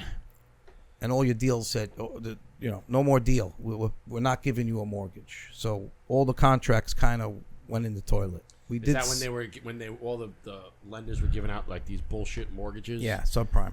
And then 80-20. Yeah, they were just giving all no of interest, no income verification. You'd pick up the phone and is Joe working there? Yeah. How much does he make? $100,000. Okay, thank you. Boom. Like it was no proof of anything. No. It was just hey. No income, no verification. How does that? How does that work? That's why it busted. The banks let it happen because they knew. So if you're a bank and you're an investor, if you're buying mortgages, because they sell the mortgages off. Mm-hmm. Most banks, they do the origination. They originate the loan. After you close, they might keep it on the line for maybe 6 months. Keeping it on the line means they keep it in-house. And they sell it to then somebody they else. sell it to another bank. So what they were doing was they would package all these residential mortgage together. They knew they were garbage, but they would sell them off to China. And China was buying all our debt. And now you hear why China owns so much real estate is because they own the debt. Yeah. So they would package. I'm not talking about like a couple of mortgages. You're talking like thousands, hundreds of thousands of mortgages. Of shit mortgages. All subprime, bundled into this garbage ball, and they would just sell it off. So obviously people bought houses that couldn't afford them. They didn't care. They were getting them. They couldn't, whether they had a job or not. Now they would foreclose on the house. So now all these houses got foreclosed on. They're sitting there. And no one's buying them. You don't want to buy a foreclosed house. You're a first-time home buyer. How do I even buy something like that? Right. So you got to flip to the investors. So then I started dealing with a lot of investors. I would do short sales. I would do foreclosures. I learned how to, write a short sale. How do you write a short sale? It's not easy. You got to negotiate with a bank. You're basically the middleman between the bank and the investor. So you kind of like adapt. You adapt to the environment. So I did that for like 2 or 3 years until I started seeing the market improve. I said, wow, I could see the Bronx is getting better again. I could see the market is starting to improve. Let me go look for a little retail store. And I was working out of my house. I had a little garage that I converted just like this into an office. So I found a good retail spot on Morris Park. I wanted to be on Morris Park. I said, let me try to be in my neighborhood. People know me. And I found the store, and I basically took it from there. Wow. It's a great story. So that's like during that. So you said that movie, The Big Short, was almost 100% accurate. Pretty much, yeah. So they were Remember when they showed that video of the guy pulling into the development? Yeah. And he's like, we got a problem. These houses are all empty. And that was it. They were taking, so like these bullshit mortgages. I remember they were talking about it. They said what they were doing is they said, okay, they were calling them, I don't know, B's and double B's and triple B's and C mortgages. They're grading them. Yeah. So it would say if you take like a C, a double B, and a B, and he's like, you package them together and market it as an A. Right. And that's what they were doing. They were taking all these fucking shit mortgages, bundling them into a ball and saying, look at this, it's an A. And look what we got here. You got, you got A prime mortgages here. Meanwhile, they were all crap. 90% of them they were all gonna go into foreclosure. Damn. Wow. So it comes down to greed. And then there was a couple guys that knew that was going to happen. Yeah. And Ryan Gosling was the guy who played the.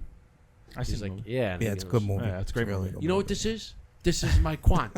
You're what? You're quantitative. And they shorted. Look at him. Look at his eyes. Yeah. He's Asian. And they shorted the market. They bet against the housing. Yeah. When everybody was betting the boom, obviously we're against it. So there's a bubble, right? Mm-hmm. Just like the stock market. We went through that. The .com era. We went through that. Like we all were in the stock market. Oh shit. You bought a penny stock, it went from 1 cent to like $10. Holy, look at all the money we made. Yeah. Don't take it out. Leave it. Meanwhile, all the Wall Street guys pulled their money out, and the rest of us got stuck holding the bag. And that's why the stock market crashed. So anytime you get greed, and I'm not saying that you shouldn't have any, oversight. Like now you hear about crypto. They're trying to regulate it. Oh my God, all the stuff that's going on with that is crazy. So I don't trust crypto whatsoever. It's hard for me to do that too. I like crypto. I invest in crypto, but I don't like that it's not regulated because you got people that aren't savvy enough to say, you know what, let me put all my money into crypto, and then all of a sudden it's gone one day, and you're like, well, that's the biggest. I mean, that's the biggest lesson is you don't put all your eggs in one basket. Right. You have to diversify. Yeah. You got to put into the right. You got to diversify avenues. in all different markets. Right. So always have a little real estate. I like real estate, so I know the game. So I'm heavy in real estate, but I also invest in the stock market. I like individual stocks. I don't like people touching my money. So I like the self-directed stuff. I'm not saying it's for everyone. Some people say, I don't want to be bothered. I don't know what I'm doing. I'll just pay a manager and let him take his fee. But I like to do it myself. Yeah. I educate myself. I listen. I listen to all the different. I don't only listen to Fox. I listen to CNBC, MS, all these shows because they're experts. But if they tell me, "Oh, go out and buy this stock," I don't go out and buy it. I research. You're like, sure. Why? Yeah. Yep. But that's another thing too. Is I always say because I invest in stocks too, and I do a little bit of both. But I don't do the mutual funds because you have to pay your. Yeah. I do index funds. Index are better. Much better. It's simpler. You don't have to pay some crazy outlandish fee. Right. But I do invest in the things that I use. I heard somebody said invest in what you know. Yep. Like if you drink Starbucks, invest in Starbucks. Right. Don't invest in Dunkin' Donuts and then go buy Starbucks every day. Right. Because it's like. Everyday household items. Invest in and you can go around. I think Kevin Hart actually said it once. He goes, you can go around your entire house. Yeah. And everything is a company. The shampoo that you wear. Yeah. You can Johnson & Johnson, right? Yeah, they're actually doing well right now. All these different the sauce Kraft, Heinz ketchup, you can Coca-Cola. right? Coca-Cola. You can everything you can buy, McDonald's, right? Burger King. Right. So all that stuff. So I invest in that stuff. Like your Amazon, you can invest in Amazon. You can invest in Google. You can invest in Microsoft, IBM, all these things that you use. Yeah. So I do that, but the index funds. But the thing is, too, is well, you want to have a dividend. I like getting dividends too. Reinvest dividends. Baby. They call it DRIP, dividend reinvestment program. But I also say too, leave a little extra cash in there. Always have some cash because for that, when you hear about a stock that you go and research, now you have a little bit of extra play money. Where it's like, okay, Look at Nvidia. I mean, yeah, man. So 3-4 months ago, Nvidia was below 100. Now it's at 175. So if you had an extra 10 grand in your made account, $7,000 off of that. Yeah, right, you would say, okay, you know what? I like this company. It's a good company. It's AI. It's the premier company. Got beat up a little bit, but I see there's longevity there. So I said, I'm going to buy Nvidia. I don't care what people say. I'm buying. But you did the research yourself. I researched it myself. And that's just like, okay, let's say you put money in, right? It's like the 80-20 rule. Right. Have 80% of it invested in the stuff that you want to invest in, and keep 20% of it cash, just sitting there. That's it. Just for like something happens. Always have some cash. And then you're like, Something okay, you now want. I have some. I can just pull the trigger. And it's a 20% where if it does well, then great, you make some. But if it doesn't do well, still 80% of your money is taken care of. Right. Yeah. Well, in any business, you always need cash. You got to keep cash on the sideline. Don't spend all your money. Like I know realtors, as they were making it, as fast as they're making it, they're going out, they're buying a new car, they're buying the Rolex. Next year they made no money. Yeah. Now they're like, what am I gonna do? Well, how much did you save? Gotta keep I didn't cash. save anything. I'm like, Cash is king, man. how you gonna live? How you gonna? God forbid you go 6 months without a closing. Do you have 6 months in cash on the side to pay your bills? And I always say too, like you should keep 100%. like when we talk about cash, like there's having cash in the bank too, or cash like in your stock account. But I also think that you should keep cash, physical cash, Always. available because God forbid, everything's digital now. Yep. It takes one Power fucking outage. thing, and that's it. Like what happened? We experienced the East Coast power outage. Yep. You can't go get cash, and we were down for 2 weeks. Yeah. What are you gonna do? I always keep You cash. can't go and tap your your Apple Pay. None of it works. Everything's cash business. That's why I yell at my kids because they don't carry any cash. Gotta have I'm some like, cash, man. always have like $200-300 in cash in your bag or in their room or wherever. Somewhere. Something. Your dad. I'm not dad saying you gotta keeps, have, like a you know. $20 or $50 bill folded up in the bottom of the wallet. God forbid something happens. You need a little. No, cash. he always has all the small bills on top and then all the big Yeah. bills in between. I'm Of like, why don't you course. keep like the 100? He's like, cause I want to keep the small bills because it looks like $10 instead of $1,000. I'm like, Exactly. "Yeah, fair enough. See? Yeah, Yeah, I with do the the, same with thing. with the cucumber rubber band for That's sure. it. But you know what's funny is And the hundreds are in here. I know. Yeah, But you know what's baby. funny is I love because that. I love because that is so anti-Italian because you got to keep the bing on the outside. You know what I'm saying? We learned from the Jewish people. You keep, Yeah. you ever see what's That's that a Jewish from? way. That's a Jewish bankroll. What fucking movie is that? With Fugazi? Yeah, that was in Donnie Brasco. Donnie Brasco. Brasco. He's like, all right, let me tell you. He You, fold pulls- you put the bing on the outside, Right. okay? And you have all the little bills in it. So it looks like that's when you go out and the girls and Yeah, you're showing yeah, the club yeah. and you're whipping the Opposite, knot man. out. Yeah. It's now in this day and age, right? Because same thing. Like, I'll carry some cash on you. I Right. put all the singles on the outside and the fives. So like when I'm riffling through it at a bar, I get it doesn't look like Right. 100. Yep. It's 1. Bang. So then Right. some Joe Schmo Sees you. looks me and he's just like, oh, he's got a couple thousand in there. I'm gonna go jump him in the parking lot. Right. No. It looks like he's got 50 Nah, bucks. that guy's only got a couple of dollars. That guy's a scrub. He's got $10. Yeah. on him. Yeah, I know you that. I gotta know keep- that. yeah. It's all about That's the old school way. That's the way you Yeah. gotta think. And then you go to a nice restaurant, you just take it out, you fold it the other way, That's and it. now like here you go. Right. How much is that bill? 100. There you go. I try to pay cash a lot of things. Today it's hard because everything's credit card. Nowadays, a lot of places are doing a They're 3% giving discount. you, and they're giving you discounts Yes, for they cash, do. which is 'Cause I they- like, those are- especially restaurants. They Yeah. like the cash, especially no tax on tips. I always give the waiters their Cash tipping. tip. Always, I Yeah. always give them a cash tip. Yeah. I always do 20%. If they're working and they're good and Get a they little work, extra, maybe. yeah, 25% of the tip. Yeah, I'm a big 20% guy. Now. Yeah. I always say that you start at 20%. Like I Right. sit down, you start 20. Yeah, if you go And if you exceptional, if you're an exceptional Right, server, exactly. right. Just And do you- your job. And my glass was never empty. Yeah, Yeah. couple Yep. of table You're getting- touches, yeah. nice personality. You And get I always 20. try to give the maitre d' or if it's a nice, hostess, throw her like a $20 bill. Yep. So like if I go in with clients, because I go to lunch a lot with clients, they know what table I like. I try to go to the same restaurants because I know they take care of you. But if you're always going to the same restaurant, throw the girl 20. She'll give you the best table. Oh yeah. Yeah. Even if it's packed, you're not waiting. Like, all right, Mr. Cosentino, I got your table, and the clients see that they're like, "Wow, they really know you here." I'm like, "Yeah, they know me. A little bit goes a long way. They know a little me. bit, man. They know me." They know my me. my buddy does. My buddy has a Challenger, Dodge Challenger, nice car, Yeah. like the Hellcat, just Yeah. soup to nut, like just Fast. really nice car. and he doesn't let anybody else drive it. He's like, I'm I don't driving. blame him. So when he goes to the restaurants and he wants to valet the car, because some of the restaurants you're forced to valet. Right. He's like, I'm gonna tell you something. He's like, I'll valet it. he's like, $20. I'm gonna park it right there, right in front, right there. I don't want you parking it. He's like, I'm gonna park it right here. Here's $20. You just watch it. That's it. Don't move And it. they're like, no problem, no problem. They'll take a cone out of the way, right there, no problem. It's $20. I don't have to do nothing. Right. They're like, you're gonna pay me $20 to not do my job? Sure. Yeah, Fine. And they're like, Goes a long way. Goes a long. Well, 20 Even in this world, the $20 bill still goes a That's while. it, man. It's a sign of respect. He's like, I'm giving you 20 basically just to hold my keys for Right. me. That's it. So. Well, even getting it, like back in the day, we would go to the clubs, We'd slip the guy a 20 at the door. Man. You never waited online. Yeah. The next time you come, VIP in. Hey, what's up, fellas? Go have a good time. And the same thing with the bartenders. The bartender, as soon as you walked in, you hit him with a 20. Oh, yeah. And you're drinking all night. That's funny because buy back. Sorry, how many? Here's did shots that for you guys. love it. My buddy and I did that in Vegas because. So we would do in it Vegas. You got to give 100. So like this was before we would go out to like to go out to a bar or something. If you're gambling, you get to drink for free. Right. If you're sitting at a table or you're sitting at a slot machine, you get to drink for free. Right. And now we were younger. We were early 20s, and so we didn't have like the money that we have now. So we were like, all right, I don't spend all this money playing blackjack or something. So we play the penny slots. Sit at the penny slots. And we just play penny slots, right?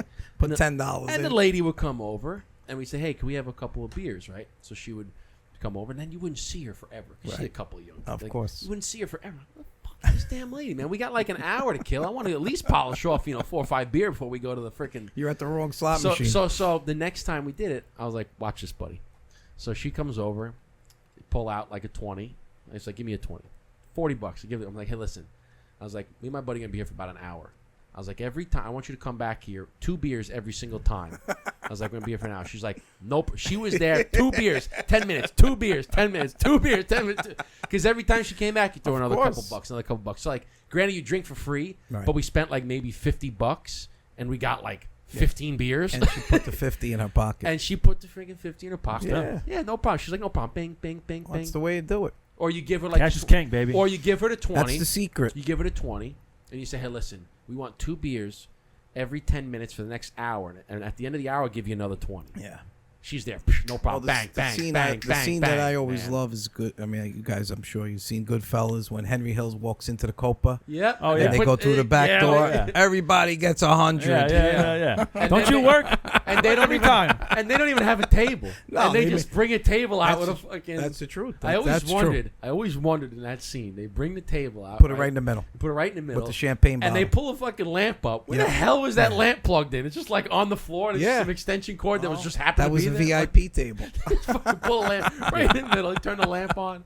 Now you got to go out to a club. You got to spend thousands to get a Oh, VIP, and then the bottle service, 6-bottle minimum. Get the hell out of here. Yeah, I know. It's a joke. You can go broke on a VIP Nah, it's a table joke. service. It's and nobody's even in it. Yeah. You're sitting there with you and your boys, and it's empty. You're Yeah. like, where is everybody? Yeah. Because nobody could afford to spend $7,000 on a VIP table. Forget it, man. Forget So it. it's crazy. You go to Miami, it's insane. It's the same thing, what yeah. goes on down there? Yeah. The Same- money same, that yeah. they're just spending and throwing away, it's crazy. And it's nuts too, because it's like you go to the club, you get a bottle of Absolute. Yeah. And they charge you like $600 It's for the insane. bottle A service. bottle I'm of like, Tito's, $500. I'm like, I go that's to a $30 buy- bottle. Yeah. We were at Scottsdale for my buddy's bachelor party. And we got a table, and we got like 3 or 4 bottles. But the bottle girl kept pushing like the sign. Of course. She's like, get the sign. I look, the sign's like $800. I'm Yeah. like, we're not getting the motherfucking sign. We don't want the sign to say. Well, they get a piece of that. Oh, of course. Yeah. But I'm like, we don't want the sign. No. We don't want it. And then she was like, whatever. Whatever. And I was like, okay, I don't need the sign. We actually went to my buddy and I when we were in Vegas. We wanted to go to we weren't there to go to clubs. We like my buddy and I. He's a big golfer and a big sports bettor.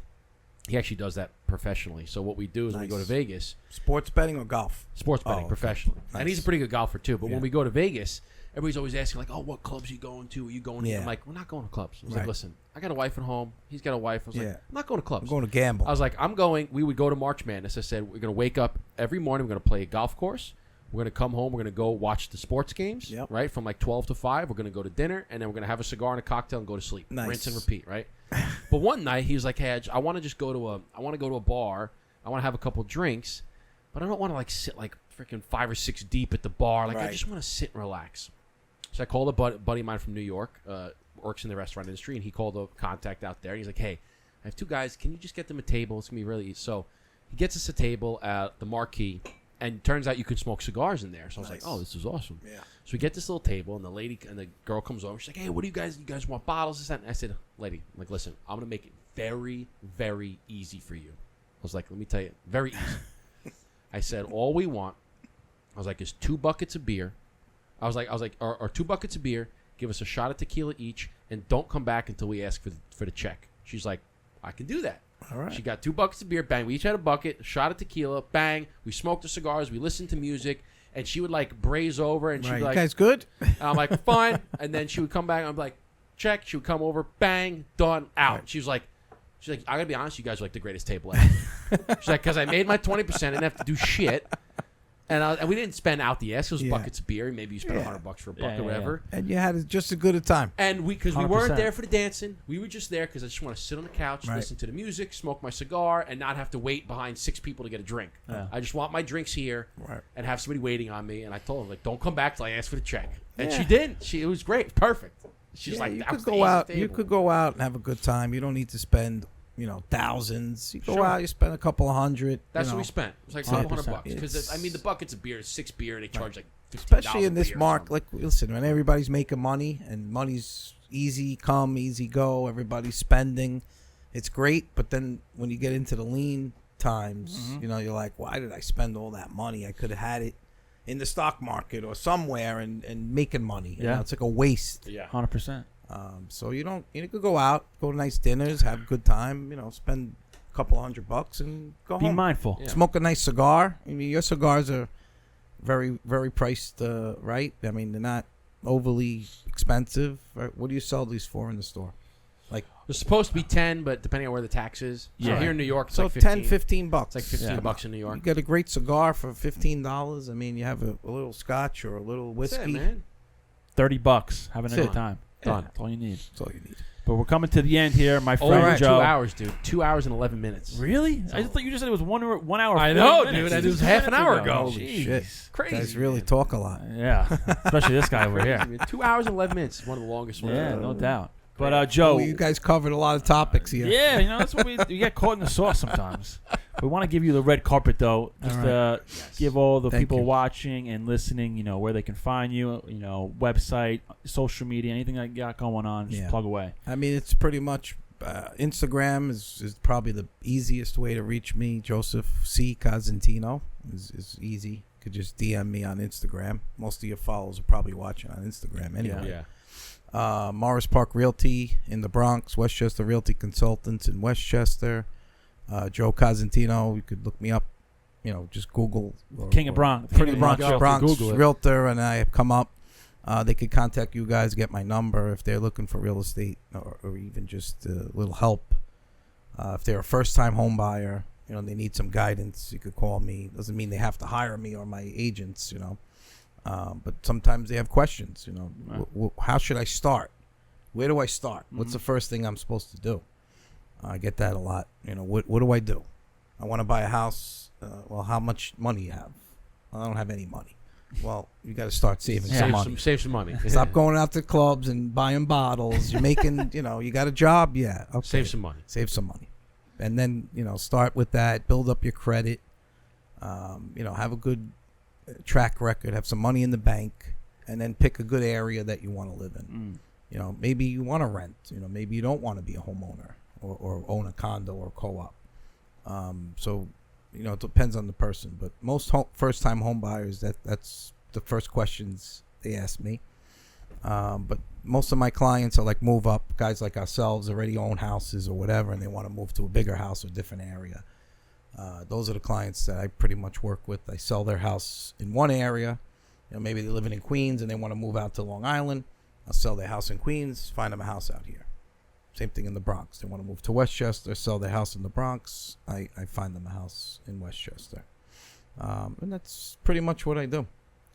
The And King of Bronx Realty. Also, we didn't talk about it on the show, but you got to check out Coffee with Cosentino. Oh yeah, Coffee with Cosentino is His a podcast. We were on the show. You guys were on the show. We'll drop the link in the bio or description below. You got to check out his podcast. Yeah, maybe. It's hard. It's not easy, to build up a following. It takes time. Yeah. People think, oh, you got a podcast. It's, everybody's got a podcast. But why are they going to watch this show? Yep. Like, why would someone sit there for 2 hours and watch your podcast? Like, you got to make it interesting. You got to bring in good professional people that could talk well, relevant topics. Mm-hmm. I watch some podcasts. It's like garbage out there. Yeah, talking there's a about lot of and it's just nonsense. And you want to try to bring your message out to help people. Mm-hmm.